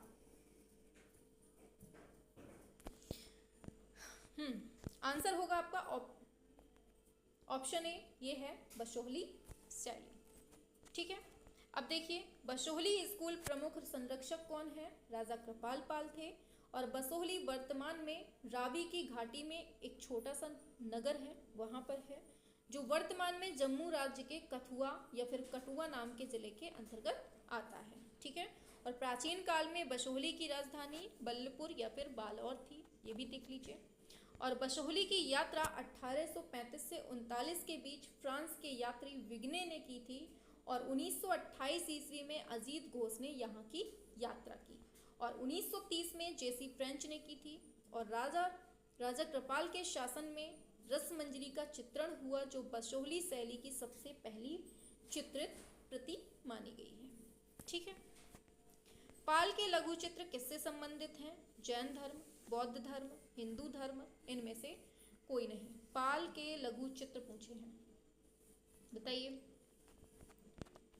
हाँ, आंसर जिसने ऑप्शन बी दिया है बौद्ध धर्म, उसका करेक्ट है। पाल शैली के लघु चित्र बौद्ध धर्म से संबंधित हैं और भारत में लघु चित्रों की शुरुआत यथार्थवाद को व्यक्त करने के लिए पाल राजाओं द्वारा प्रारंभ की गई और भारत में पाल शासकों द्वारा लघु चित्रों का प्रारंभ बौद्ध पांडुलिपि प्रज्ञा पारमिता से हुआ है। बहुत इंपॉर्टेंट है। पाल पोथी चित्रों का समय कौन सा है? 8वीं शताब्दी से माना जाता है। और पाल शैली में पोथी चित्र एवं लघु चित्र किस पर बनते थे? ताड़पत्र कह दीजिए या फिर तालपत्र। और पाल शैली में चित्रित बौद्ध ग्रंथ कौन कौन से हैं? बहुत इंपॉर्टेंट लाइन है, ये याद रखना है। साधनमाला, प्रज्ञा पारमिता, पंचशिखा, करणदेव गुहा, गंधव्यूह, ये सब यहाँ के हैं। और पाल शासक महीपाल ने चैत्य, मूलगंधकुटी, धर्मराज का स्तूप का निर्माण करवाया था। किसने? पाल शासकों ने। ठीक है, पाल शासक के महीपाल ने। बनारस शीर्षक की श्रृंखला के रचनाकार हैं रेखा रोडविटिया, जय झरोटिया, खास्तगीर, दिलीप दास गुप्ता। दिख नहीं रहा होगा, हमने बोल दिया है। पूछा जा रहा है बनारस शीर्षक की श्रृंखला के रचनाकार पूछे हैं। आंसर है आपका ऑप्शन डी, ये है दिलीप दास गुप्ता। ठीक है, आगे बनारस शीर्षक श्रृंखला के रचनाकार दिलीप दास गुप्ता हैं और बनारस शीर्षक श्रृंखला के रचनाकार राम कुमार हैं। ठीक है, याद रखना है। बनारस के कौन है? दिलीप दास गुप्ता। और वाराणसी के कौन है? राम कुमार। कंफ्यूज नहीं होना है। वर्ल्ड एंड माउंटेन के कौन है? ये हैं जे स्वामीनाथन। और the Heights of Machu Picchu, इसके कौन है? विवान सुंदरम। ठीक है, एक ही क्वेश्चन में जाने कितनी चीजें आपको यहाँ मिल गई। आगे प्रसिद्ध चित्र महालक्ष्मी, जिसे धातुई किवाड़ पर चित्रित किया गया है, उसके रचनाकार कौन है? शिबू नटेशन, अंजू डोडिया, अतुल डोडिया, MF हुसैन। 45 का क्या होगा बताएंगे फटाफट से।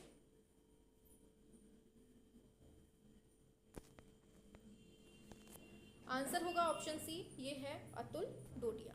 ठीक है, प्रसिद्ध चित्र धातुई किवाड़ पर महालक्ष्मी चित्र अतुल डोडिया ने चित्रित किया और कागज पर वॉश लक्ष्मी चित्र छितेंद्रनाथ मजूमदार ने बनाया है। और शिव और सती की यात्रा प्रसिद्ध चित्र शारदा चरण उकील ने बनाया। राम का विवाह प्रसिद्ध चित्र के वेंकटप्पा ने बनाया है। ठीक है, याद रखना है। और प्रसिद्ध चित्र है शिव की मुखाकृति, इसको BC सान्याल ने। और दुर्गा महिषासुर मर्दनी, इसको तैयब मेहता ने। गणेश जननी को किसने? अवनींद्रनाथ टैगोर ने। ठीक है, तो ये चीज दिमाग में रखना है। बढ़े आगे, चलिए आगे है सफेद और काले और सफेद रंग के साथ ज्यामितीय अमूर्त चित्रकारी करने वाले कलाकार का नाम बताइए। 46 का क्या होगा? सभी लोग करेंगे। आंसर की बात करते हैं, ऑप्शन बी, ये है नसरीन मोहम्मदी। अब देखिए, काले और सफ़ेद रंग से ज्यामितीय अमूर्त चित्रकारी के लिए नसरीन मोहम्मदी प्रसिद्ध हैं और काले रंग के चित्रकार जोगेन चौधरी हैं। कौन? काले रंग के। और कांटी कला फ्रांस की चित्रांकन विधि है, ये भी पूछी जाती है, जिसमें लाल और काले रंग से चित्रांकन किया जाता है। किसमें? कांटी कला में, और ये है कहाँ की? फ्रांस की है। और काले रंग के प्रसिद्ध कौन है? तो वो जोगिंद्र चौधरी हैं। दे रहा है, जे स्वामीनाथन ने कहा है चित्र अंतराल का रंग ज्यामिति है। क्या कहा है स्वामीनाथन ने? चित्र अंतराल का रंग क्या है? ज्यामिति है। और कंवल कृष्ण का प्रिय रंग कौन सा है? ये सफेद था। और श्वेत रंग से कंवल कृष्ण ने तिब्बत के हिमाच्छादित विशाल पर्वत, झरने, नदियां, सूर्य की रंग बिरंगी किरणों को अपने चित्रों में स्थापित किया। बहुत इंपॉर्टेंट लाइन है, जिसने छोड़ दिया सच में अमृत मिल रहा है घर पे। यहाँ पे अमृत पी लो ना, सच में सिलेक्शन मिलना बिल्कुल तय है, इतना याद रखिए।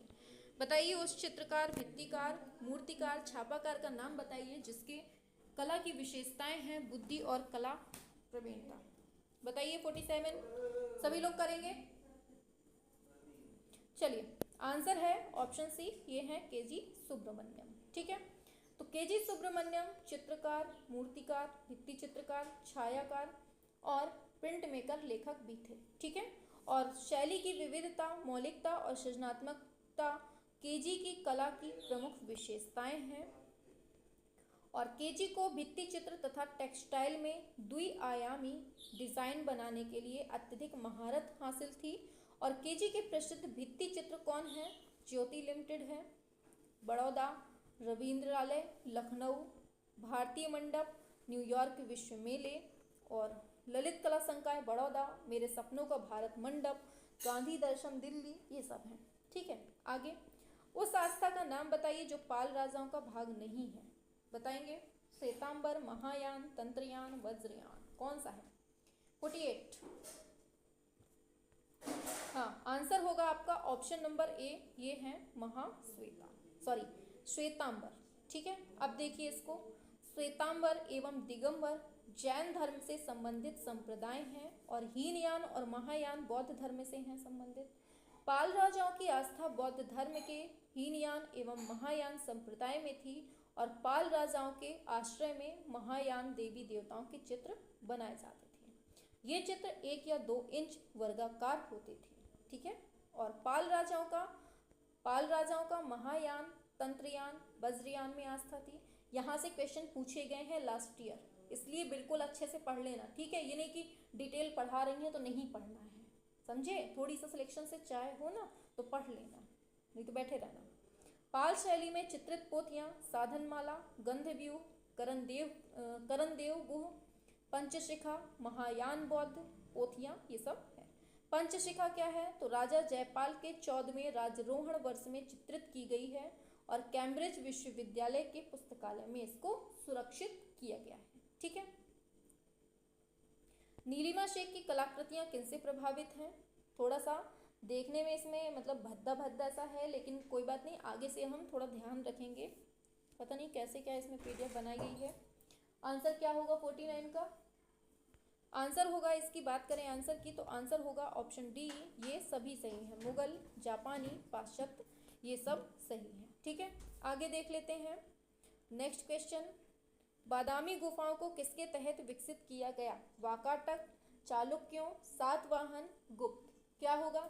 हाँ रहे, चलो। बादामी गुफाओं को किसके तहत विकसित किया गया है? आंसर होगा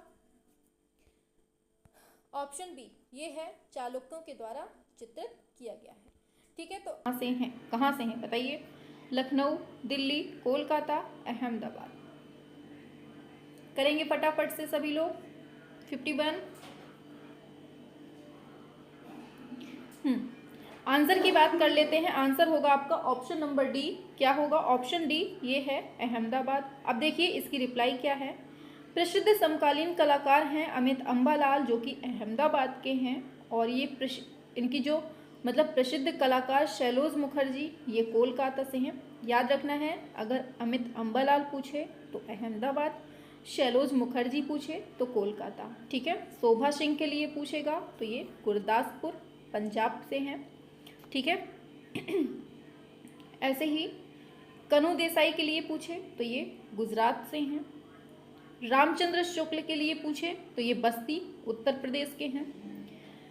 वी प्रभा नागपुर के हैं। और बद्रीनाथ आर्य ये पेशावर के हैं। तो कहीं से भी क्वेश्चन पूछ ले, आपको हर चीज़ यहाँ पर मिल जाती है डिटेल में, तो आपको अच्छे से ध्यान से पढ़ना है। ठीक है, आगे। ज्यामितीय चित्र प्रकृति के रचनाकार कौन थे? एस.एच. रजा, जे. स्वामीनाथन, तैयब मेहता, ए. रामचंद्रन। बताइए 52 का क्या होगा आंसर? सभी लोग करेंगे। आज तो बिल्कुल प्रॉपर्ली आवाज़ आ रही होगी, क्लियर एकदम, क्योंकि माइक हमने बिल्कुल से सटा के रखा हुआ है मुंह के पास कि आवाज़ यहाँ वहाँ बिल्कुल नहीं जाने पाए। हाँ, आंसर की बात करते हैं। आंसर होगा आपका ऑप्शन बी, ये है जे. स्वामीनाथन। ठीक है, आगे देखिए, इसमें थोड़ा सा भद्दा है लेकिन क्लियर देखिएगा, समझ में भी आ जाएगा। ज्यामितीय चित्र प्रकृति के चित्रकार कौन? जे. स्वामीनाथन है, और जे. स्वामीनाथन काल्पनिक ज्यामितीय चित्रण करते थे। दिखाई नहीं दे रहा होगा लेकिन हम बोल रहे हैं तो उसको सुन लीजिए। ठीक है, जे. स्वामीनाथन काल्पनिक ज्यामितीय चित्रण करते थे, जिसे स्वामीनाथन ने अंतरिक्ष की ज्यामिति कहा है। ये इंपॉर्टेंट लाइन है। आगे है, जे. स्वामीनाथन ने प्रकृति से प्रतीकों का चयन करके आड़े तिरछे, कोमल पारदर्शी तथा विशाल आकार के पर्वतों का चित्रण किया था। ये भी आपको दिमाग में रखना है। और आगे दे रहा है, जे. स्वामीनाथन का जर्नी फर्स्ट, ये बहुत इंपॉर्टेंट लाइन लिखी है, इसको याद रखिएगा। जे. स्वामीनाथन का जर्नी फर्स्ट प्रमुख चित्र है, और जे. स्वामीनाथन पहले भारतीय कलाकार हैं जिन्होंने समसामयिक कला परिप्रेक्ष्य में आदिवासी और लोक कला को आधुनिक कला के समक्ष दर्जा दिलाया था। ठीक है, आगे। साथ ही उनकी कला में तांत्रिक प्रभाव भी देखने को मिलते हैं। आगे सोमनाथ होर काहे से संबंधित थे?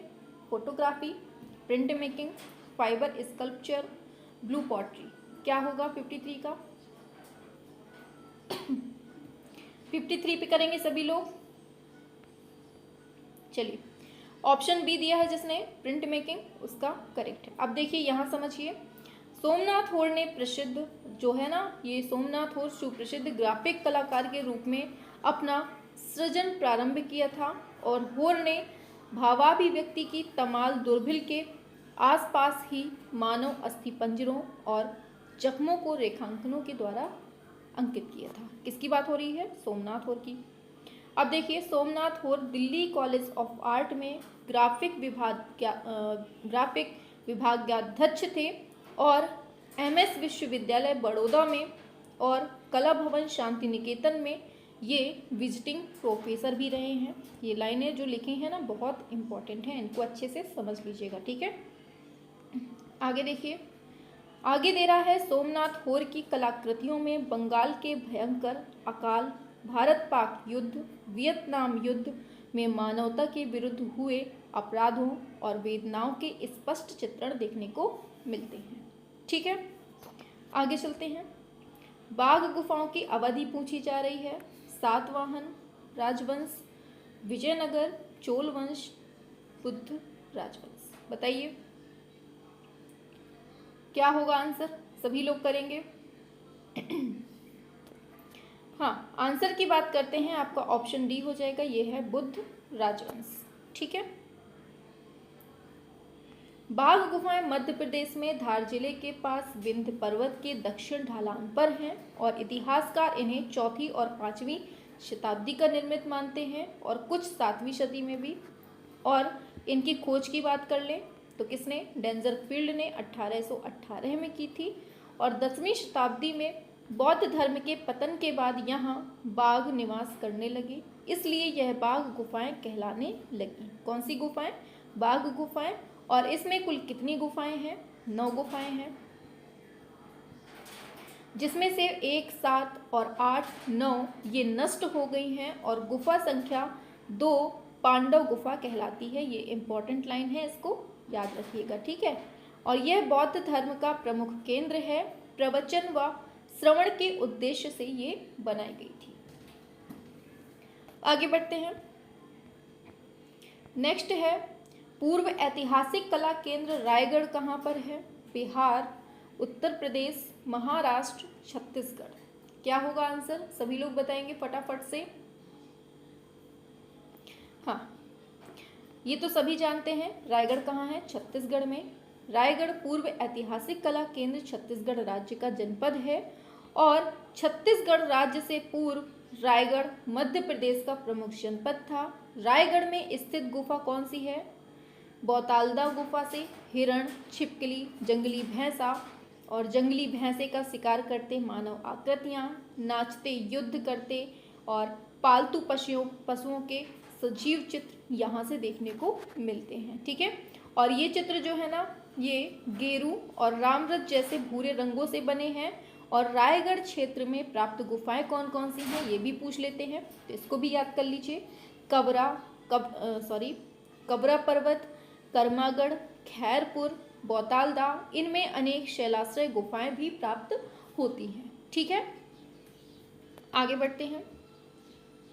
पता है बिल्कुल जीरो से स्टार्ट कर रहे हैं हम, बिल्कुल जीरो से, कि मतलब अगर आपके सामने ए फॉर मतलब ए आ जाए तो ए फॉर एप्पल भी होता है, ए फॉर आम भी हो सकता है, ए फॉर और क्या हो सकता है, ए फॉर एन भी हो सकता है। मतलब हर चीज़ आपको बिल्कुल अच्छे से बता रहे हैं, पूरी हिस्ट्री सहित, तो अच्छे से पढ़ना है आपको। ठीक है, द स्क्रीम नामक सबसे प्रसिद्ध व्यक्तिवादी चित्र को किसके द्वारा चित्रित किया गया? बताएंगे सभी लोग, क्या होगा? Edvard Munch, Max Beckmann, Oskar Kokoschka, August Macke. क्या होगा?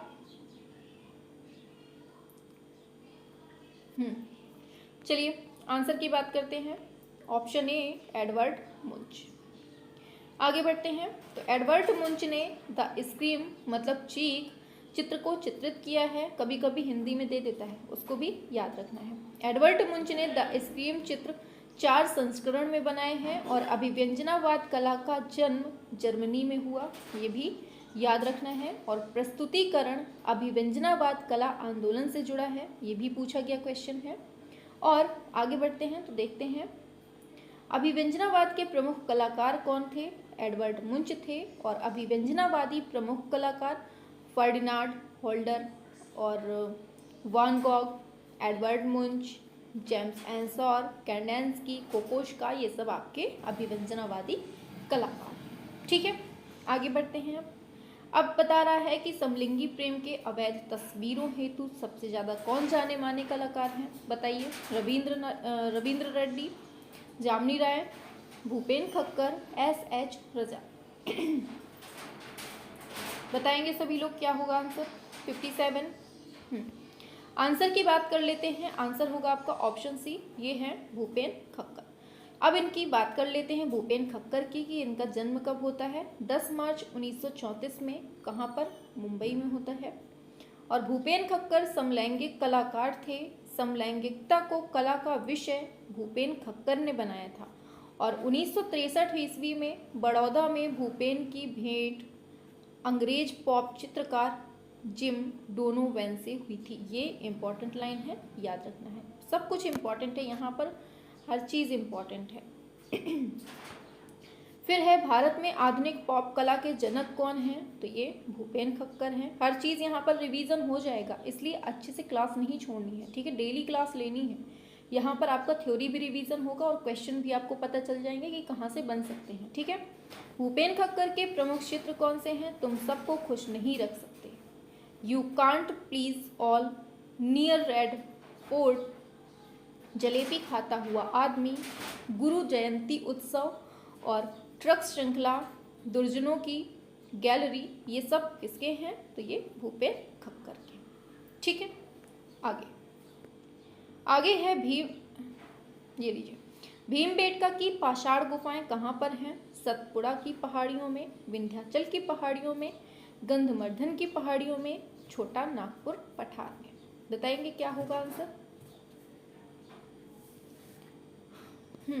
चलिए आंसर की बात कर लेते हैं। ऑप्शन बी हो जाएगा, ये है विंध्याचल की पहाड़ियों में। कहाँ पर? विंध्याचल की पहाड़ियों में। अब देखिए, भीमबेटका की पाषाण गुफाएं विंध्याचल की पहाड़ियों में स्थित हैं और भीमबेटका की गुफाएं मध्य प्रदेश के रायसेन जिला में स्थित हैं। और भीमबेटका गुफा को क्या कहते हैं? जू रॉक शेल्टर कहते हैं, याद रखना है। और भीमबेटका की शिला उत्कीर्ण चित्र मीसोलिथिक मतलब मध्य पाषाण काल के हैं। भीमबेटका के गुफा चित्रों में सबसे अधिक कौन सा रंग? गेरुआ रंग मिलता है। और भीमबेटका से प्राप्त चित्र अधिकतर कैसे हैं? दीवार एवं छत पर बने हुए हैं। ठीक है। आगे आगे दे रहा है, भारत माता के चित्रकार कौन थे? नंदलाल बोस, अवनींद्रनाथ टैगोर, यामिनी राय, गगनेंद्र नाथ टैगोर। बताएंगे सभी लोग क्या होगा आंसर? भारत माता के पूछे हैं। चलिए, आंसर ऑप्शन बी ये है, अवनींद्रनाथ टैगोर। 1905 में बनता है ये वॉश पद्धति में कौन सा? भारत माता चित्र। बनाने वाले कौन है? अवनींद्रनाथ। और भारत माता चित्र में 4 हाथ बने हैं। एक हाथ में क्या है? सफ़ेद कपड़ा है, दूसरे हाथ में माला है, तीसरे हाथ में पुस्तक है और चौथे हाथ में गेहूं की बाली है। ये क्वेश्चन पूछा जा सकता है, इसको याद रखिएगा कि चारों हाथ में क्या क्या चीज़ें लिए हुए हैं। ठीक है, 4 हाथ भी हैं, ये भी याद रखना है। आगे है, गुलाबी रंग में सर्वविवादित पेंटिंग नग्न भारत माता चित्र किसका है? एम.एफ. हुसैन।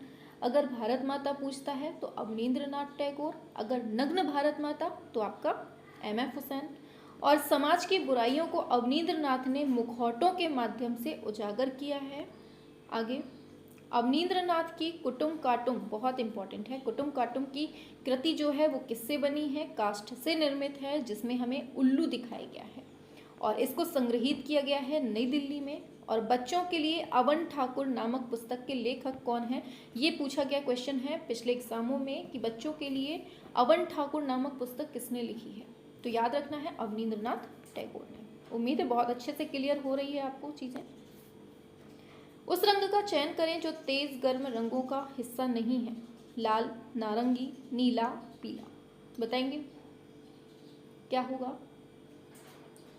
यहाँ से देख लीजिएगा, आप जब एग्ज़ाम देने जाएंगे ना तो आपको 125 में से पूरी हमें उम्मीद है कि 120 प्लस तो आपको 100% हमारी ही क्लास से मिल जाएंगे, क्योंकि जितने क्वेश्चंस मतलब हम करवाएंगे, अभी आगे हम करवा रहे हैं, ये तो आप देख ही रहे हैं। अभी ये तो ठीक है, अभी आगे भी जो क्वेश्चन करवाएंगे बहुत इम्पॉर्टेंट होंगे।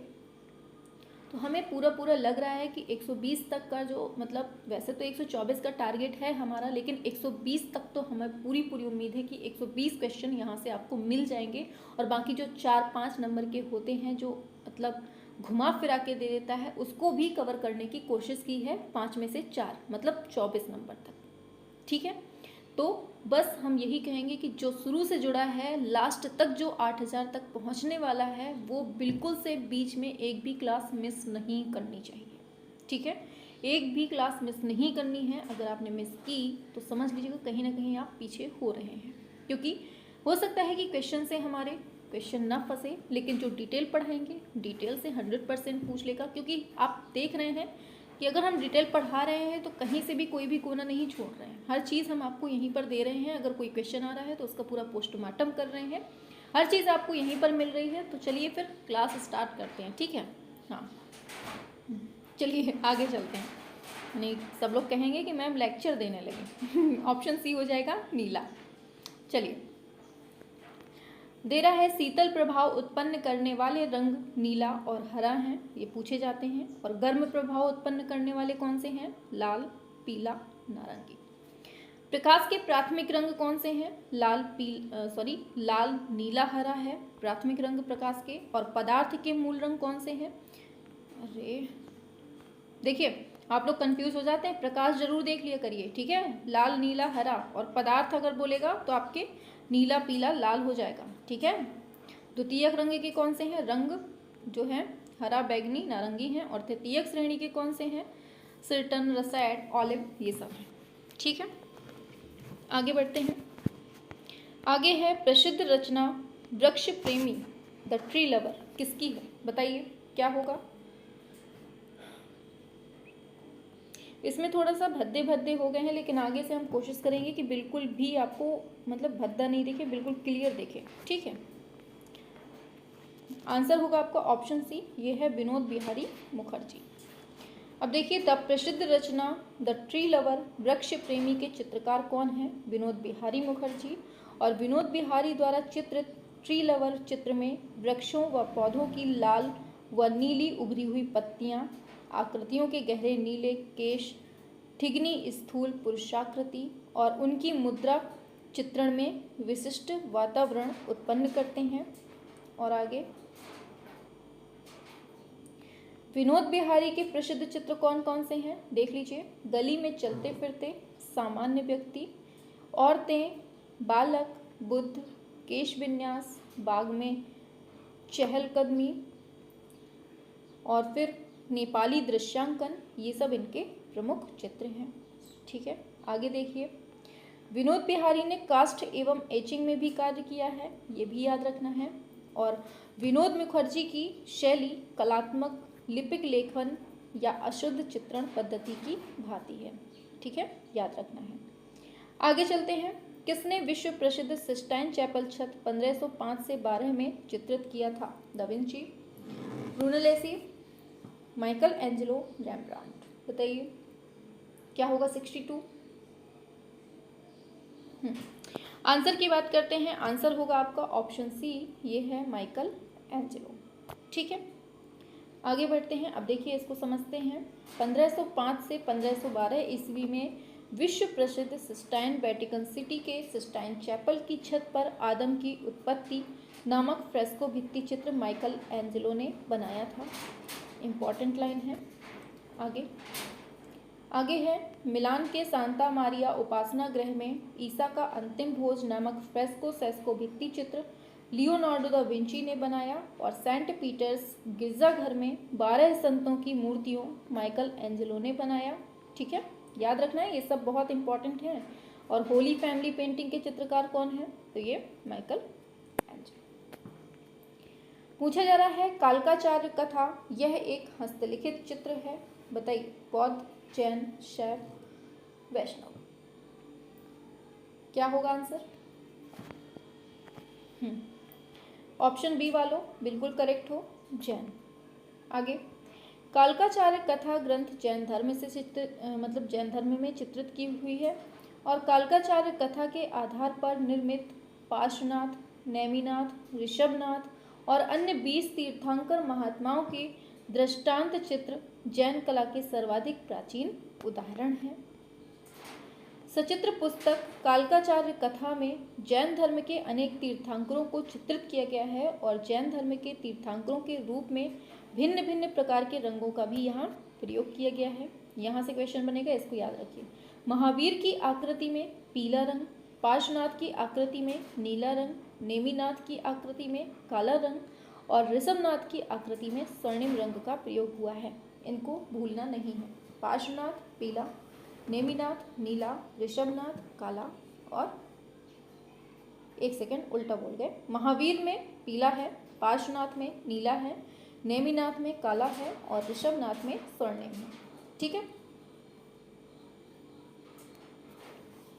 चलिए आगे चलते हैं। पूछा जा रहा है उस चित्रकार को पहचानिए जो कश्मीर में पला बढ़ा और जिसने हमेशा स्त्री पुरुष के यौन समागम को अभिव्यक्त किया है। पारितोष सेन, लालू प्रसाद शाह, जी.आर. संतोष, जयराम पटेल। बताइए 64 का क्या होगा?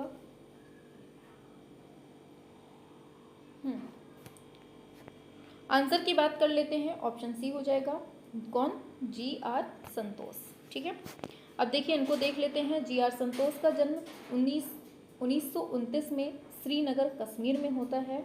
और जी.आर. संतोष तांत्रिक चित्रकार के रूप में प्रसिद्ध थे। एन.एस. बेंद्रे के निर्देशन में बड़ौदा में जी.आर. संतोष ने आकृति, मूलकता, आदमी और जिस्म, इसका अध्ययन किया। और जी.आर. संतोष के विषय कश्मीरी शैववाद से प्रभावित है। ठीक है, और 1960 में संतोष ने खड़ी एवं लेटी हुई अनावृत्ताओं के चित्र बनाए हैं। बहुत इंपॉर्टेंट है, यहाँ से बहुत क्वेश्चन बनता है। ठीक है, आगे बढ़ जाते हैं। चलिए, पूछा जा रहा है नीली तस्वीर जिसमें कहत कबीर शीर्षक वाले प्राकृतिक दृश्य जैसे छोटी छोटी मानव आकृतियों को चित्रित किया गया है, इसकी रचना किसने की है? M.F. हुसैन, सुधीर पटवर्धन, गुलाम मोहम्मद शेख, कृष्णा रेड्डी। बताइए क्या होगा? आंसर की बात कर लेते हैं। आंसर है आपका ऑप्शन सी, ये है गुलाम मोहम्मद शेख। तो देखिए क्या दिया है।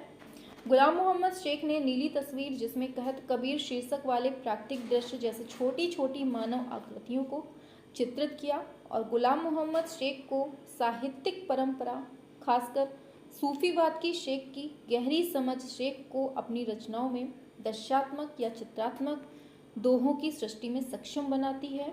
और गुलाम मोहम्मद शेख के प्रख्यात चित्र याद रखिए, बोलती सड़क जिसे हम स्पीकिंग स्ट्रीट बोलते हैं, और सड़क बिकाऊ है। ये दोनों बहुत इंपॉर्टेंट है, पूछी जाती हैं, ठीक है, याद रखिएगा। पूछा जा रहा है उस प्रसिद्ध चित्रकार का नाम बताइए जिसने कला का, लीजिए अब देखिएगा, जिसने कला का अध्ययन पेरिस में किया और जो अपनी भावनात्मक दुनिया की अभिव्यक्ति नगर और प्राकृतिक दृश्यों द्वारा करता है। के.जी. सुब्रमण्यम, ए. रामचंद्रन, विनोद बिहारी मुखर्जी, राम कुमार। बताएंगे सभी लोग।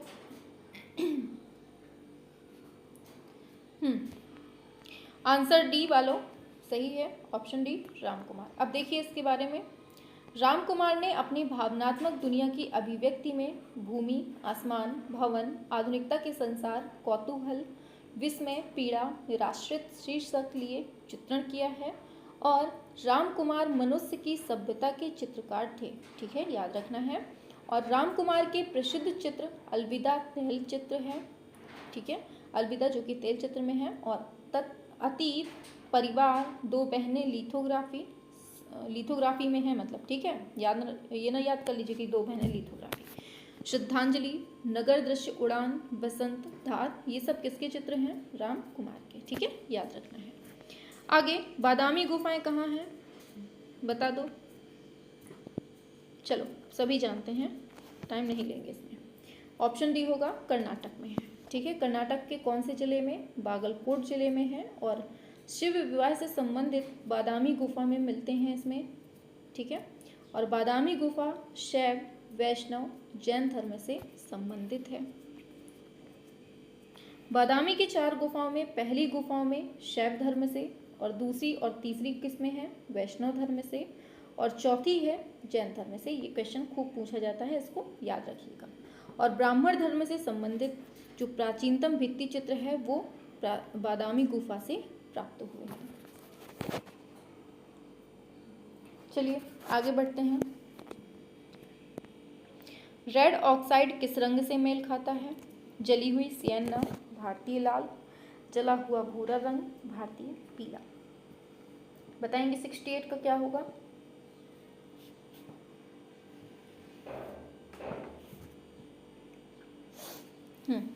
आंसर की बात करते हैं, ऑप्शन बी ये है, भारतीय लाल से मिलता जुलता है। आगे चलते हैं अब।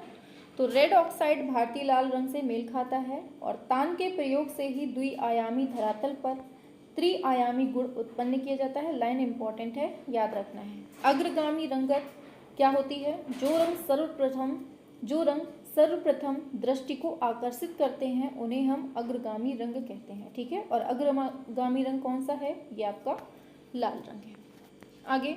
आगे है हरिपुरा विज्ञापन के लिए प्रसिद्ध कौन है? बताइए सभी लोग। हम थोड़ा सा पानी पी लें।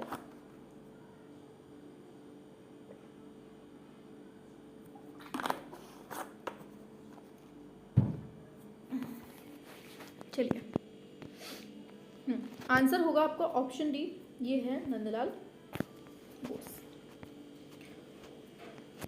हरिपुरा विज्ञापन के लिए प्रसिद्ध कलाकार कौन है? नंदलाल बोस है। 1937 से 38 ईस्वी में नंदलाल बोस ने हरिपुरा पोस्टर बनाए थे। खूब पूछा जाता है, सभी लोग जानते हैं, है ना। बताने की जरूरत नहीं है कि ये इंपॉर्टेंट है कि ये इंपॉर्टेंट है। हम जितना पढ़ा रहे हैं सब कुछ इंपॉर्टेंट है, ठीक है। हरिपुरा कांग्रेस अधिवेशन के पंडाल की सज्जा में नंदलाल बोस ने योगदान दिया। इन्होंने ग्राम्य जीवन के अवलोकन का चित्रण भी किया है। और स्वाधीनता, यहाँ से क्वेश्चन बनता है, स्वाधीन भारत के संविधान की पांडुलिपि का अंकन किसने किया है? नंदलाल बोस के निर्देशन में हुआ है। और नंदलाल बोस द्वारा चित्रित डांडी कूच बोस के श्रेष्ठ चित्रों में गिना जाता है। ये लाइन बहुत इंपॉर्टेंट। आगे, अब्दुल रहमान चुगताई का संबंध कहाँ से है? बता दो। गलत नहीं करना है, हर चीज़ पढ़ाई हुई है और इतने बार चिल्ला चिल्ला के बताया गया है, फिर भी गलत करें ना तो सच में गंदी बात। ऑप्शन सी ये है, बंगाल शैली।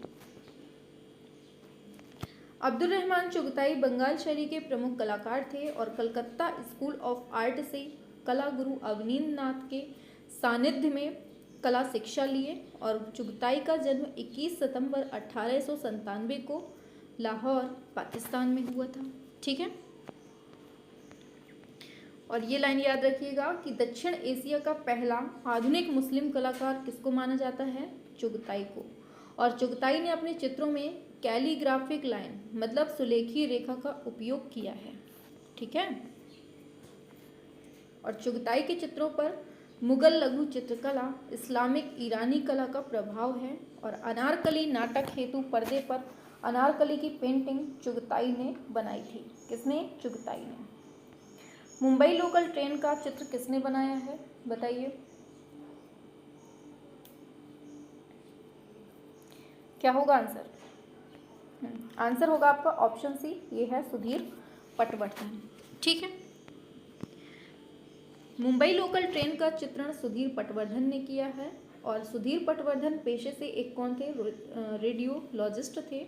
यह लंबे समय से मुंबई के पास ठाणे में रहते हुए अपनी कला में आम लोगों और उनकी जगहों को पेंट कर रहे हैं। और सुधीर की दुनिया मुंबई की रेलगाड़ियाँ, सस्ते रेस्टोरेंट और नुक्कड़ नाटकों की दुनिया है। नीली और ये इम्पॉर्टेंट लाइन है, नीली औरत पीले में अकबर पदमसी का प्रमुख चित्र है, ये याद रखना है। और नीली साड़ी जोगिन चौधरी का प्रसिद्ध चित्र है। ठीक है, अजंता गुफाओं जो गुफाएं हैं किसके पास हैं? बताइए, बहुत सिंपल है, इसमें टाइम नहीं लेते हैं। ठीक है, ऑप्शन ए औरंगाबाद। अजंता गुफाएं 100 किलोमीटर दूर स्थित हैं महाराष्ट्र के औरंगाबाद जिला से, याद रखना है। और ये वास्तुकला, मूर्तिकला, चित्रकला का उत्तम संगम है। आगे, उस चित्रकार का नाम लिखिए जिसने अंधे होने के बावजूद भी अपना काम जारी रखा। कौन है?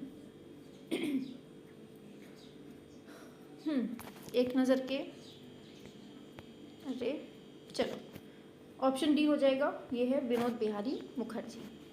अब इनको देख लीजिए, अंधे होने के बावजूद भी अपना काम जारी रखा विनोद बिहारी मुखर्जी ने। 1957 ईस्वी में विनोद बिहारी के नेत्रों की शल्य चिकित्सा हुई जिसमें मुखर्जी अपने नेत्रों की ज्योति खो बैठे। और विनोद बिहारी बाल्यकाल से नेत्र रोग से पीड़ित रहे, किंतु अपने आत्मविश्वास से ही मुखर्जी ने विद्याध्ययन और कला उपासना पूर्ण करी।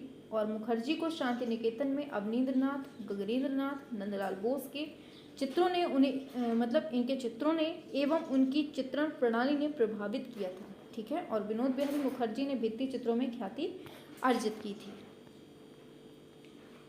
पूछा जा रहा है जी.आर. संतोष के चित्रों के बारे में गलत कथन क्या है?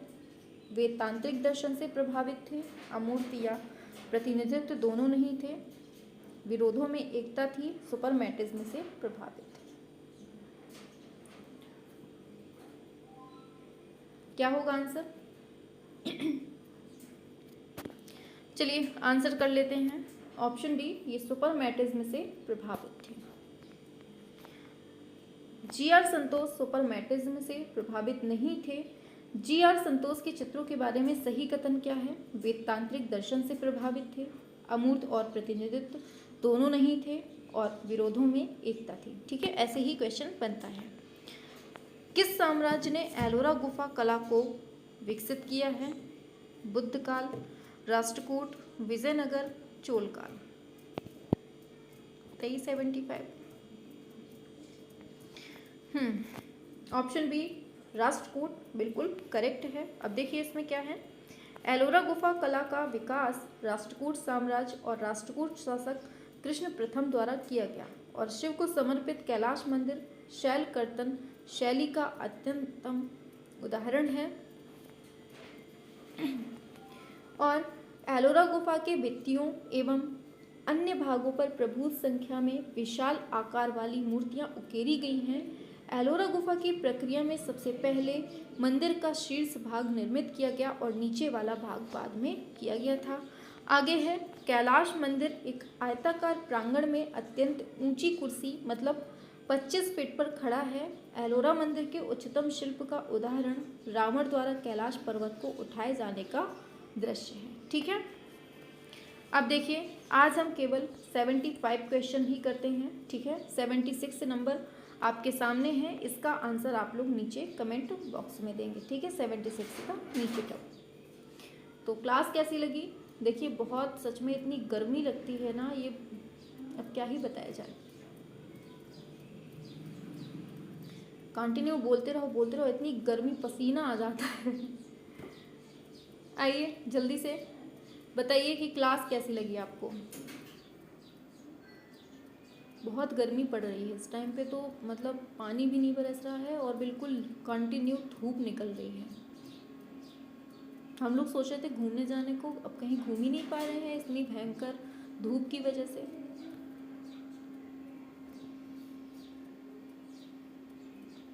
चलिए क्लास ऑफ करते हैं, ठीक है। क्लास ऑफ करते हैं, और क्लास पसंद आई हो तो लाइक शेयर वगैरह करते रहा करिए, ठीक है। हमें नहीं कहना कुछ भी, आप लोग करते रहा करिए खुद से। चलिए फिर क्लास ऑफ करते हैं। देखिए, कल वाले में थोड़ा सा वॉइस की प्रॉब्लम थी, लेकिन हमें नहीं पता था, हमने ध्यान नहीं दिया। आज की लेकिन हमने ध्यान दे दिया। अब हम आगे से ध्यान दिए रहेंगे माइक का। माइक पास में ही था, लेकिन थोड़ा सा दूर था हमसे। अपने पास रखने की हमें बिल्कुल भी दिमाग में नहीं रहा, और हम क्लास रिकॉर्ड करते रहे, लेकिन उसमें आवाज़ आ रही है प्रॉपरली। अगर आप हेडफोन या फिर ईयरफोन लगाएं ना, तो आपको बिल्कुल आवाज़ क्लियरली सुनाई देगी, अगर शांत माहौल में पढ़ेंगे, ठीक है। चलिए क्लास ऑफ।